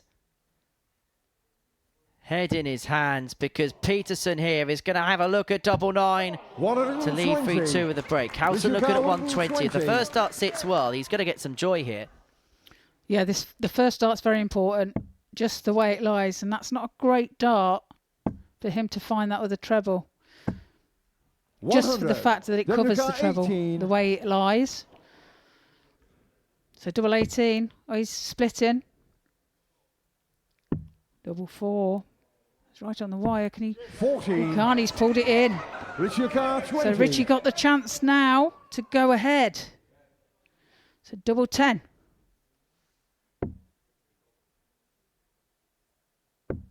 Game Takes show with his second leg. dart. Richie Howson. A holder throw. And a 3-2 lead. 6-leg Devon to throw first. Game on. Devon Petersen's Achilles heel has cost him a leg breaker at the most crucial time. All week long we've spoken about how the doubles have deserted him, and at that 41. crucial point it's done so again. It was a game that he led 2-0. It was a game he was in control of, but Richie Howson bided his time, and courtesy of a few strokes of fortune finds himself 3-2 up, 100. and now within a leg of a final against Steve Beaton. It'd be some advert for the World Seniors Championship, which takes place at the Circus Tavern next month. Yes, indeed it would. Really looking forward to that tournament. Always nice 41. To be back at the Circus Tavern. The Golden Girl walk on the iconic stage. Yeah.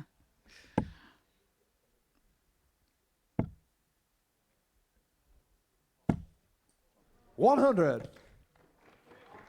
Even though Richie's leading this game, there's just been a couple of telltale signs at the back of the stage, just scratching his head a little bit. A few murmurs when Devon was going for a big finish. He's in front, but you can tell he's not comfortably in front. No, it's still anybody's game. 60. Devon can't find the treble 20 there, so you can see the disappointment on his face there.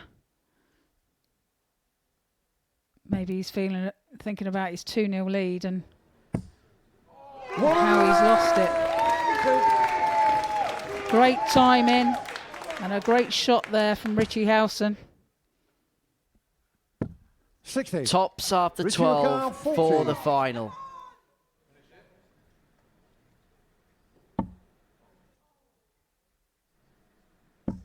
Richie Howson will take on Steve Beaton to call themselves the ultimate Super Series legends. Look at the emotion, the outpouring of relief from Richie Howson. He had to dig deep for that. He was 2-0 behind. He was in a spot of bother. He had to evade dart to see Petersen go 3-2 up. And from that point onwards, he took that game home quite convincingly. A 14-darter to see the match through, an average just under 95 in the end.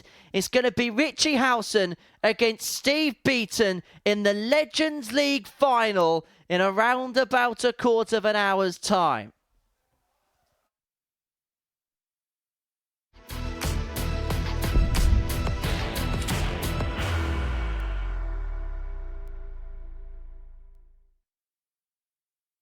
Are you ready to lift that trophy, Darius? Yes. Let's do it then. Ladies and gentlemen, your Modus Super Series 9 champion is Lucky D. Darius Lewandowski!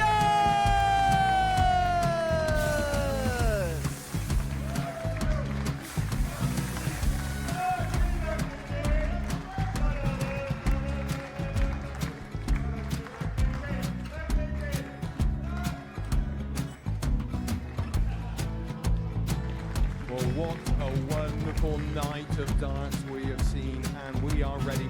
Our champion is ready, and it's trophy time. So receive the trophy. £25,000. The new Modus Super Series champion, the Terminator, Marvin Burnett.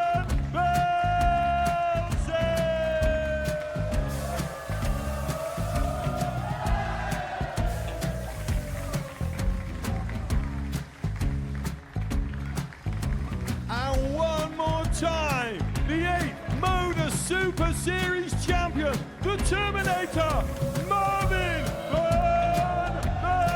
Petersen.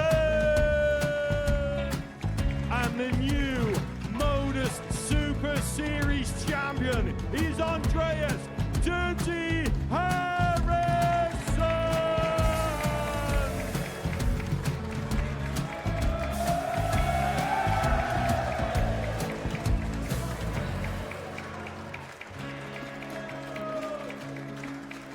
And one more time, the 7th Modus Super Series champion.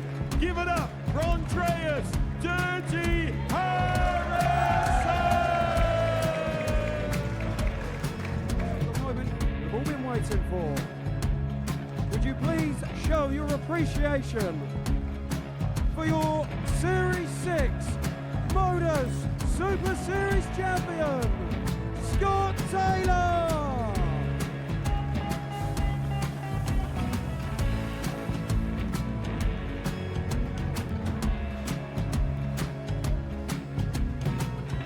One more time, your new Modus Super Series champion. He is Chucky. He is Jim McEwen. Ladies and gentlemen, your Modus Super Series champion, retaining his title, the Nuke, Luke Littler!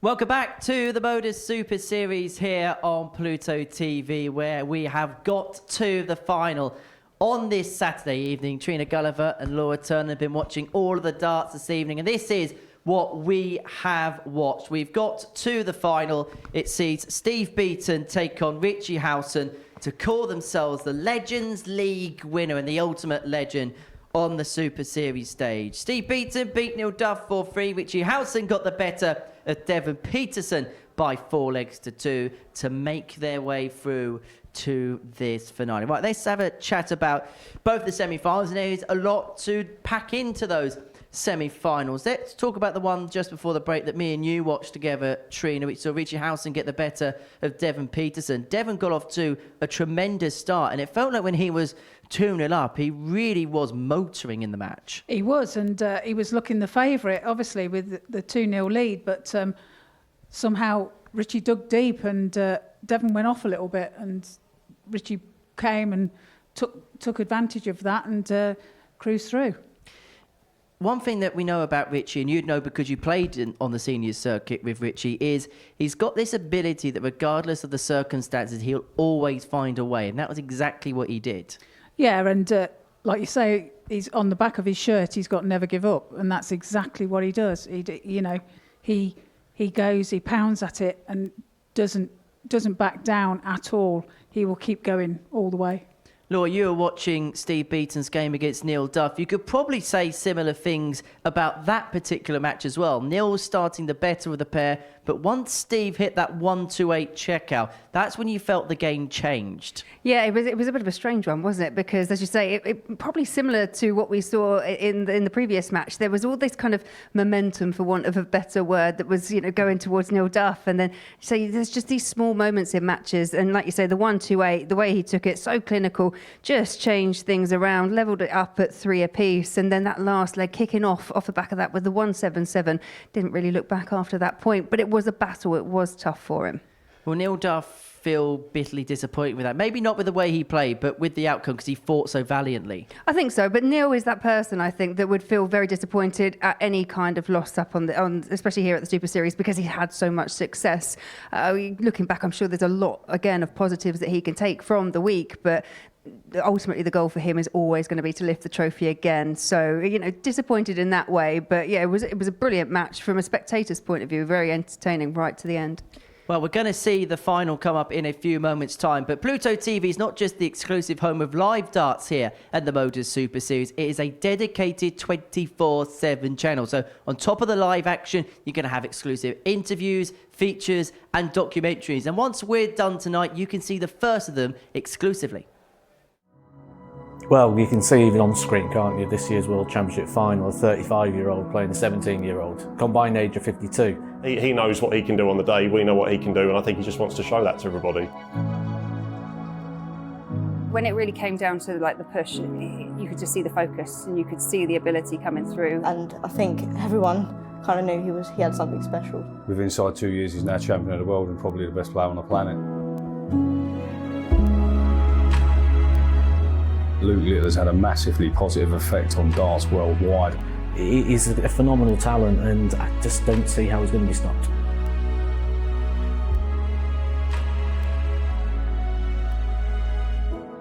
I can already see people saying it's going back to the boring days of Taylor would win everything. Is Luke Littler going to go down that same road where people look for him to lose? I think 4 or 5 years, he might even just say that's enough. I thought we was looking at someone who was really good, but is he going to be time on time in these major events, getting to the latter stages? There was this kind of level of expectation that everyone was like, oh, we know he's really good, but can he do it? Can he deliver on the big stage? There's been a lot more pressure on his shoulders, but I think he's dealt with it absolutely superbly. You have to realise Luke Littler is very special.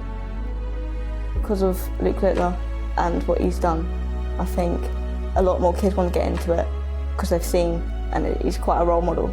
He is the biggest inspiration and just shown everybody what is achievable. What he's done, it can only be good for darts, really. It was January 2024 where Luke Littler really burst onto the scene, and what a year he's had. Runner-up in Sports Personality of the Year, and then he went one better at the Alexandra Palace to become world champion. We'll detail that 1 year on after the darts is finished here on Pluto TV. Luke Littler 1 year on, the documentary available exclusively on Pluto TV. Well, we're going to move on from a player in their teens to a couple of players in their tees, because from a 16-year-old sensation to a 60-year-old sensation in Steve Beaton up against Richie Howson. Steve, I apologise. It's going to be a cracking final. Steve, at the beginning of the week, was the overwhelming favourite. Perhaps no surprise that we see him in this particular position. Yeah, it's he has been the favourite, and but I was saying earlier, it's like sometimes the week winner doesn't always do well on a Saturday evening on finals night. So it'll be interesting to see if he can, if that changes. In terms of tonight's action generally, what has been the qualities of both players that stood out for you? Yeah, I mean, they've had a few challenges. They've had to, battle through. We saw that in the semi-final with Beaton against Neil Duff, but consistency and at real key moments, they've just been able to pull something magical out of the bag, and it's what you come to expect from these players. But we quite often say it's still, you've still got to deliver it on the night, but they've been for me the standout, probably two of the most consistent, along with Neil Duff. But obviously they can't all make the final. Is it one of those games? Because if you look at them on paper, they're probably so evenly weighted tonight that may well depend on moments. A little bit like what Steve did with the 1-2-8 in his semi-final against Neil. Yeah, it's all going to be, if they make a mistake, it's got to be punished. The timing is essential on how they punish and when they punish. And I think they've just both got to be on the ball and, right from the start, they can't give each other anything.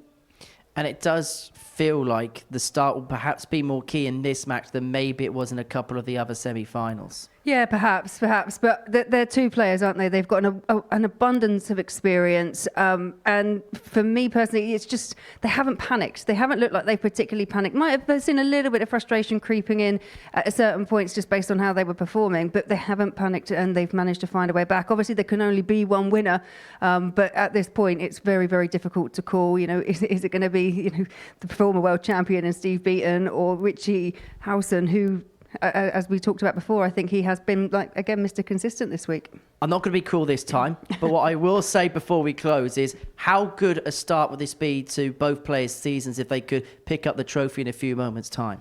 Well, obviously for Steve, that's going to be a great start coming into the Modus team kind of thing. And then for Richie, going forward to the seniors in a few weeks' time, it's going to give him a confidence boost. So, yeah, it's either way, it's going to be great for both.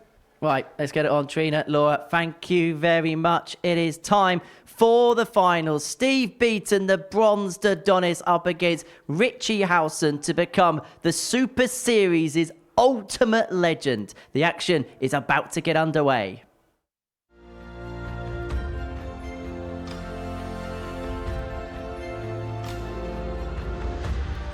Double 10. And in his debut at the Super Series, Steve Beaton is into the final.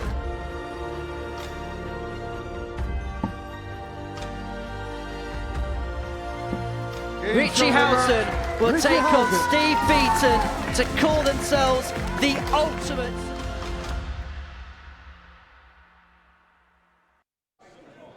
Welcome, ladies and gentlemen, to the Modus Super Series Live Lounge here in Portsmouth for the League of Legends, live on Pluto TV. We now get round to our final. Please welcome on stage, first of all, it's the bronze Adonis, Steve Beaton.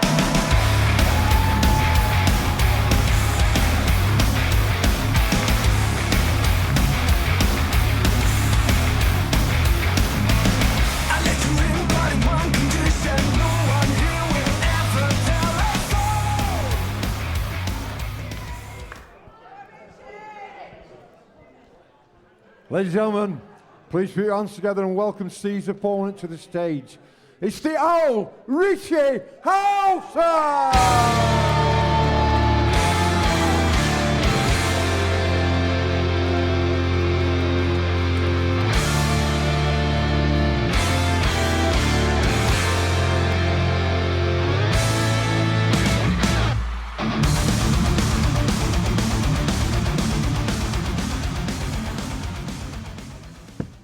Here we go then, it is time for the final. Steve Beaton walked into this building on Monday morning for the very first time, and he was a very heavy favourite to be in this particular position.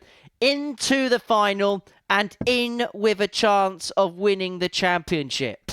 And the 60-year-old has been effervescent, Rolls-Royce as he has been for the last 30 years. And he takes on Richie Howson in the final. Somebody whose career has blossomed as it's headed towards the twilight. He is hoping to pick up his first title in this building at his third attempt in a final. It's Beaton against Howson for the bragging rights and the glory. Laura Turner is alongside me in the commentary box for the ride. And some rides, it could well be. Yeah, absolutely. It's so hard to call. Both players have shown signs of their brilliant best, but the one thing we know that they've both shown throughout this week, throughout their campaigns, is consistency. Out of the two, Richie Howson peaked with that 115. We've seen a ton toppers from Steve Beaton as well, but neither have been in this situation. They're in the final. It's a winner takes all. It's back to knockout scenario. Yeah, could be absolute fireworks for this one. This is the only game in the week where the players will bull up for the right to throw first. Steve Beaton did that, and so he will have 16. the advantage in the odd-numbered legs. And in the final leg, if we so get there... 96. From what I've been told, Steve hit the bullseye with his very first dart, his very first attempt. It's the best way to do it, I'll be honest. Normally when that happens, the other person actually hits it against you straight after as well. But yeah, just that slight 16. advantage. But what I will say, every game, barring one tonight, has gone with the advantage of throw. 140.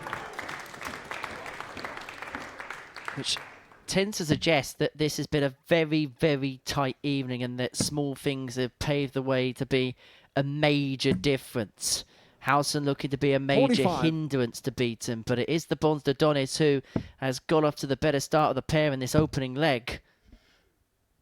96. Yeah, the one thing I do find that it says is when they're in scenarios where they've been at 3 apiece and they do have the advantage of throw, they've just used all that experience. And as we were talking about, neither of these two look like they've panicked at any given moment. Super 115.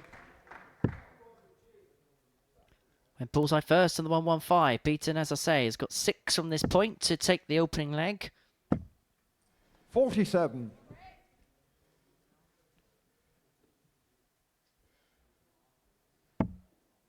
The view from where the fans have flocked this evening. It is a packed house here at the Live Lounge in Portsmouth. It's been loud and raucous at times, but it is all hush now. You can hear a pin drop as the tension ratchets up, and Steve Beaton takes out the first leg with his first attempt to the double. Second leg, Richie to throw first. Game on. Yeah, nicely taken leg there by Steve Beaton. Bit of a tentative start from both these players. It's not always a surprise when you get to this stage, and you know it can be nervy. You're within just a few legs from picking up a title. 140. I would say that Steve Beaton has hardly broken sweat, but I don't think Steve Beaton ever does. It just seems so comfortable, so chilled out. 123. It's horses for courses. Different players need different things. You know, you look at some players, they need to be pumped up. They need the adrenaline and they need to channel that. Whereas, you know, Steve is just one of the more chilled out players, as, in fairness, is Richie Howson. We've spoken about the influx of players through systems like the ADC and then players that have then won their tour cards through that system. But for the Super Series, having Steve Beaton here is going to be such a coup for the next 12 months and beyond. Yeah, absolutely. And obviously we announced tonight as well, another legend coming back, coming to us, making their debut in Simon Whitlock. 153. Is Howson going to find the first real big telling moment? Not on this occasion, so Beaton back for 155. 93. Steve Car 155.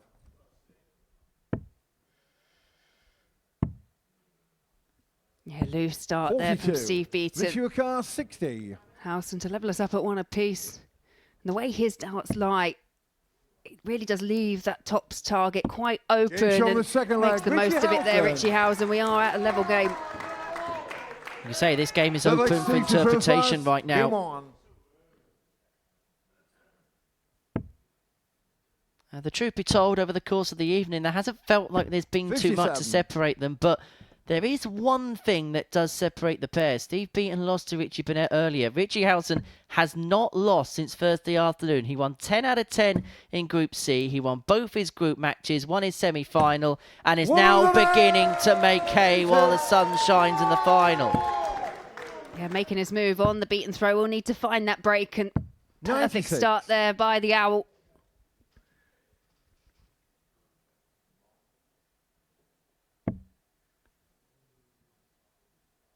We didn't mention it, but we still had thoughts about it. He was looking very good. Could go to leg 7 and someone would have a 9. Yeah, 60. my goodness, yeah. If so, I'd whack your headphones off very quickly. Yeah, soundproof booth. You'd test it, wouldn't you? 100.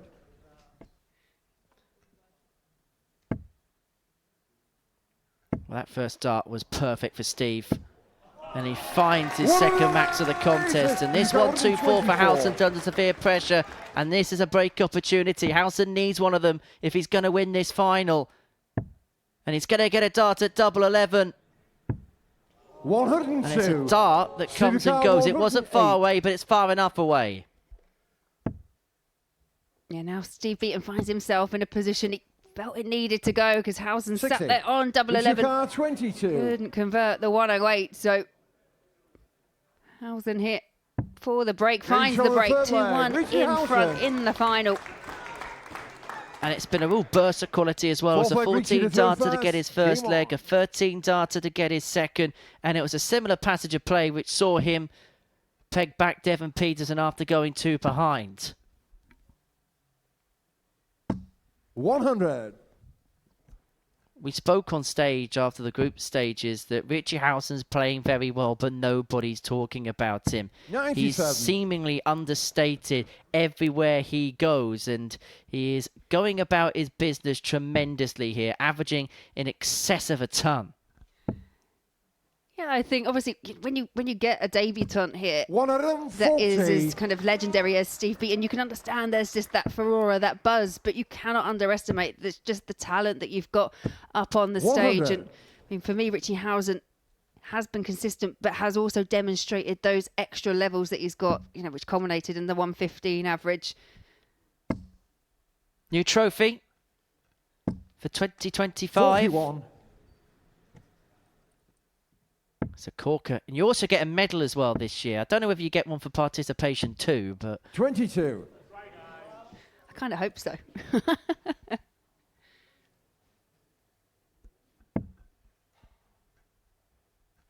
Oh, the amount of participation medals I've got. I'll be 16-time world champion 100. of that. Start with the basics. Start with 1. Well, this is a finish that Richie Howson will not 96. mind. If Dart 1 goes well, 120. and if he can find the trouble with Dart 1, he has got such a good route up to tops. There's the treble. There's the single. And the double means that Howson climbs the ladder and climbs into a 3-1 lead. The fairy tale story of Steve Beaton may well be dashed by the brilliance of the owl. He's a leg away from his first ever win on this stage. But you knew that Steve Beaton wasn't going to give up without a fight. He's going to make Howson work for it. Yeah, Beaton's got the advantage here. He's throwing first, trying to make the most of it. If you can then bring that player back within one leg, just makes Richie, it may make Richie Howson just think about it ever so slightly. 60. Just wants to claw back. It's one leg at a time, but for Steve Beaton, he needs all 3 legs. It's become very, very difficult for the bronzed Adonis. 44. It's become difficult and it's become desperate in equal measure. The 140 start buys him some time. But you sense this next visit 100. Could well be key. Yeah, I mean, that last dart could prove to be key there for Richie Howson. Does pin a treble. 57. Yeah, and then back-to-back visits. You see Trina Gulliver up on the balcony. 2 young fans. I know them quite well. They're my kids. It's come to work with Mum Day.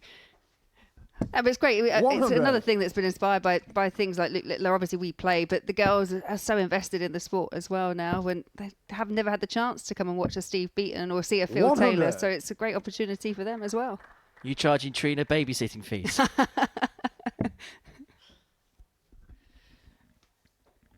Well, Beaton took out a 1-2-8 checkout when his back was against the wall against Neil Duff in the semi-final.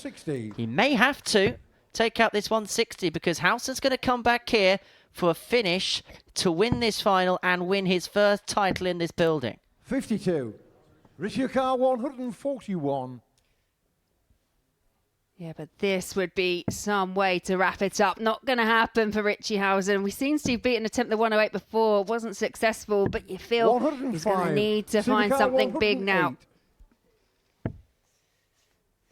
He's going to have to recover.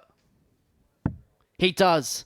And he's going to get a dart at double 18. And the target that he's just missed is the one that Howson wants to deliver the title. 2 9s. Doesn't go. Beaton's coming back. 28. Steve Carr, 36. 2 match-winning opportunities come and gone for Richie Howson, and Steve Beaton does punish, pulls it back to within 1. Howson has the throw to win it. Game on. He's missed 2 opportunities to have got over the line already. Yeah, Richie Howson there might be smiling, but that's because he knows that was a huge opportunity to wrap up proceedings, to get his hands on that new trophy. 100.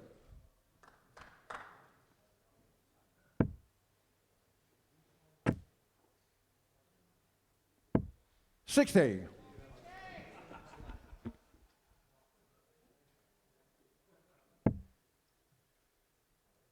We'll learn a lot about Richie Howson's powers of recovery. Missing a couple of darts to win it, but it doesn't look like it has sucked the life out of him. No, you've just got to draw a line under it. Just got to plough on. 82. So he's really on a winning streak up on that stage, Richie Howson.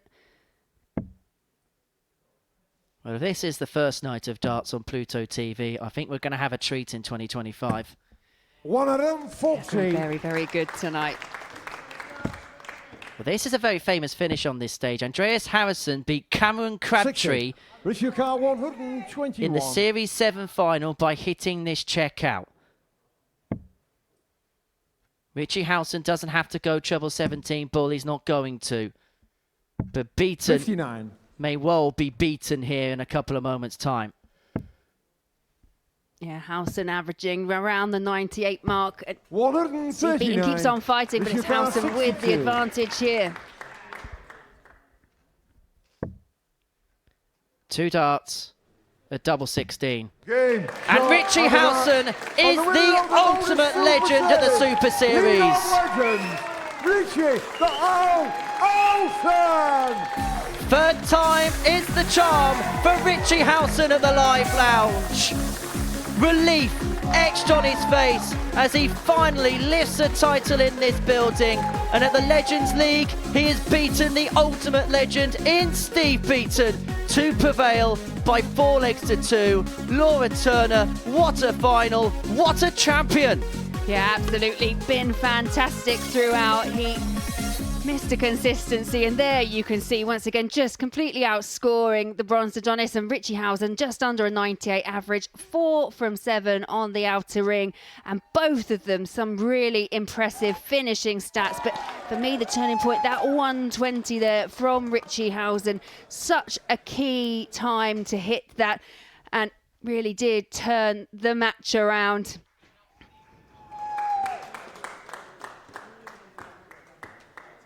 Yeah, and we can see Steve Beaton and Richie Howson down on the stage with MC Paul Hinks.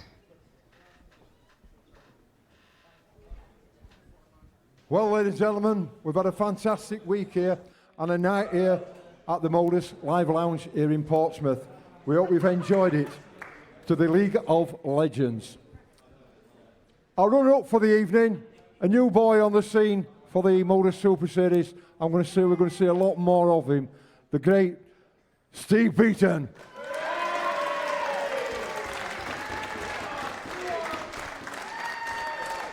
Unfortunately, there can only be one winner of this tournament, and the Modus Super Series League of Legends winner is the Owl, Richie Howson!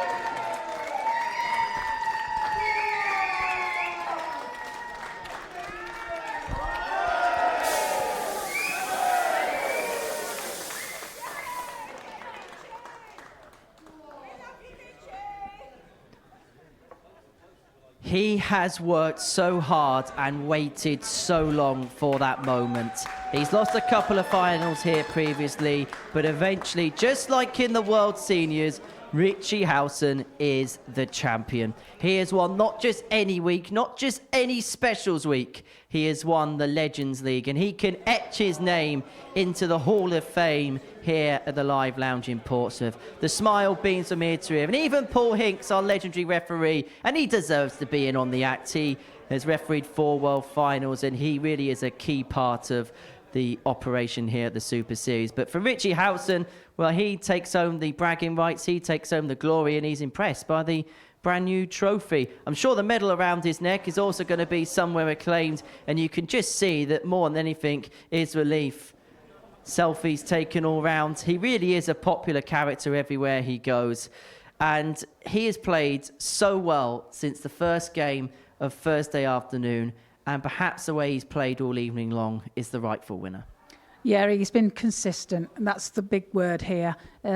He's been that throughout the whole week, and especially in his Group C sessions, and tonight as well. He's been consistent, and he's put the pressure on when he needed to, and he's taken his opportunities when he's needed to. He is signing autographs, and he's taking selfies with everybody that he meets in the auditorium. Now, you will know better than anybody else what this feeling is like when you've won a big trophy, particularly when you've worked hard to win something. What are these particular moments like? Well, they're fantastic. They're full of emotion. They're full of relief.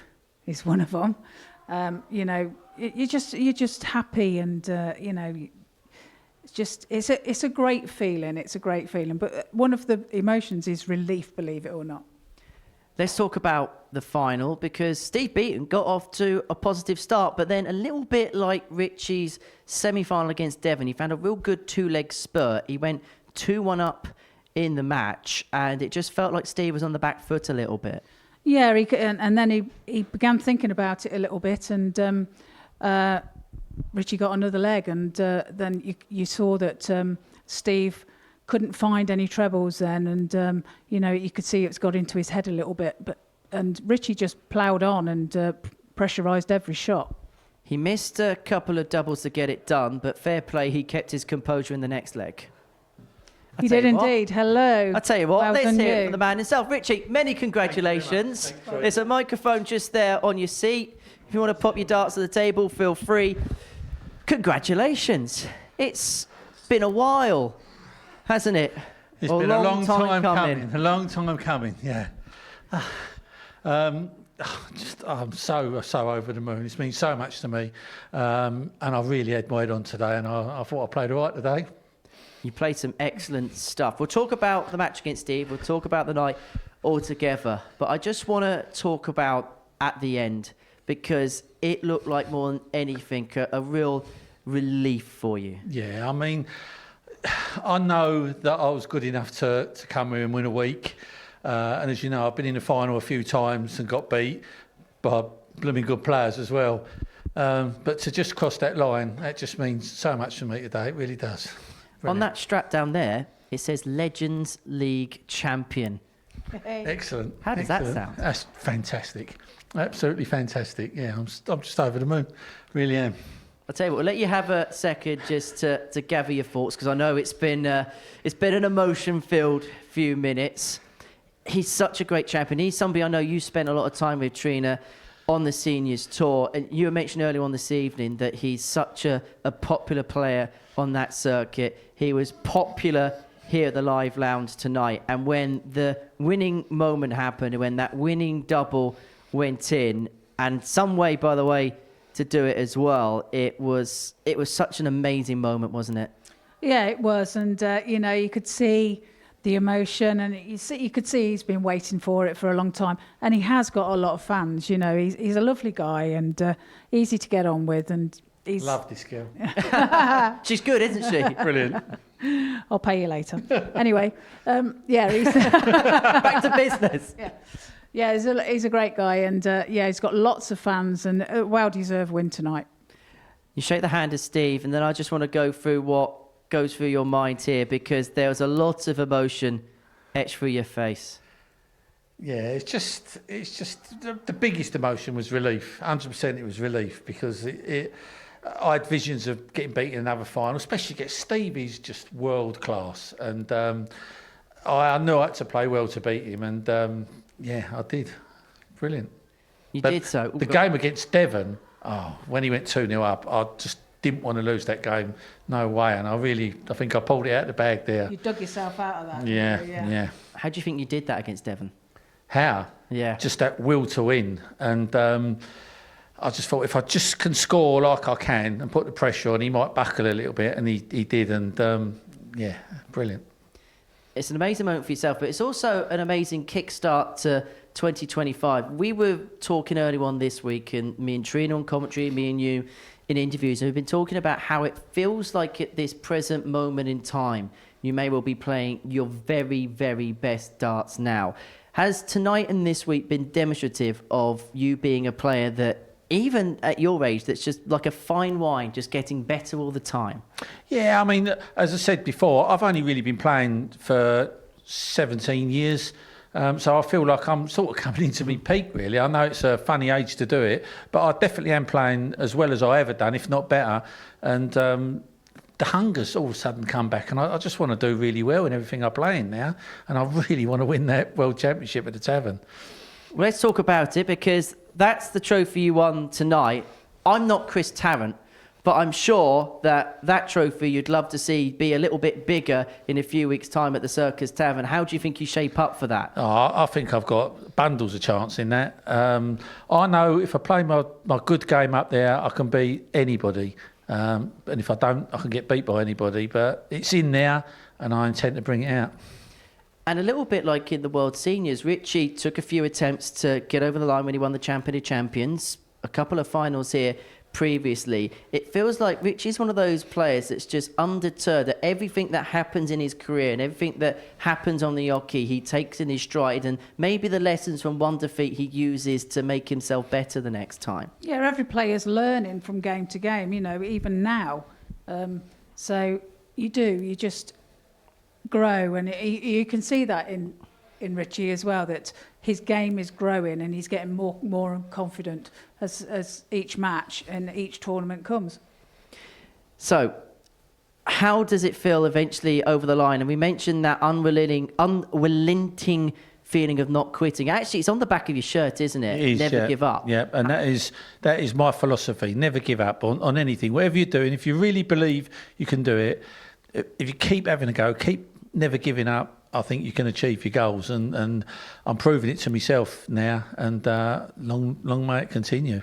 I do have to ask, the owl mascot, we haven't had the chance to speak about it yet. Yeah, my neighbour Jackie, she made that for me, and I brought it up there all week. I didn't tonight because I didn't have my case, and but he was there in the back room supporting me, and yeah, good.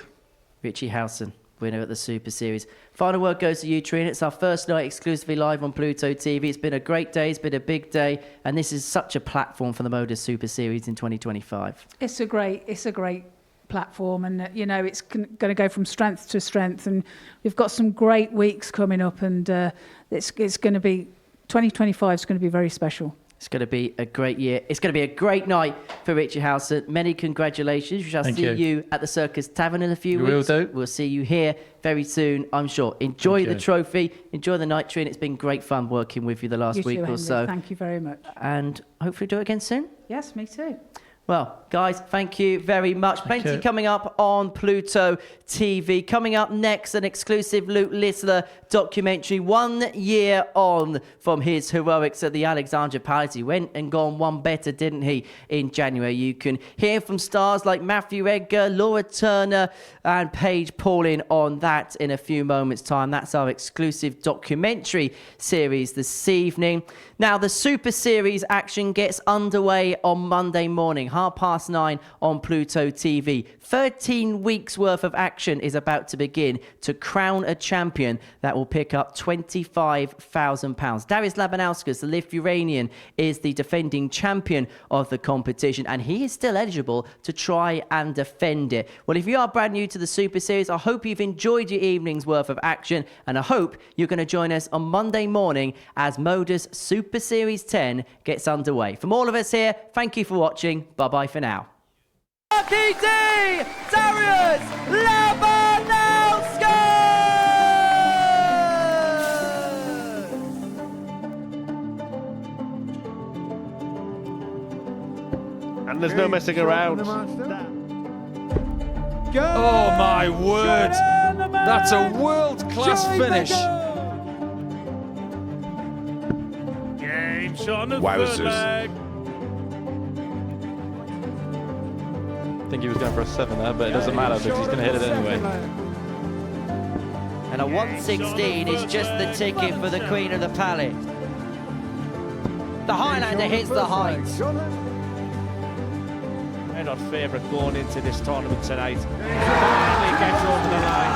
Just listen to that. Tops wins it. What a shot from Tom Sykes.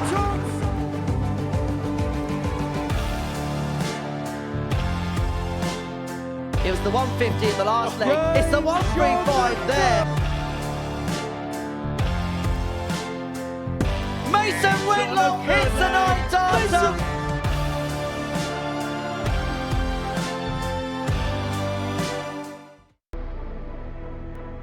What a finish. What a man. The drum roll finishes, and the target is hit. And that was it. And it comes on finals night, and it's a knockout. Dirty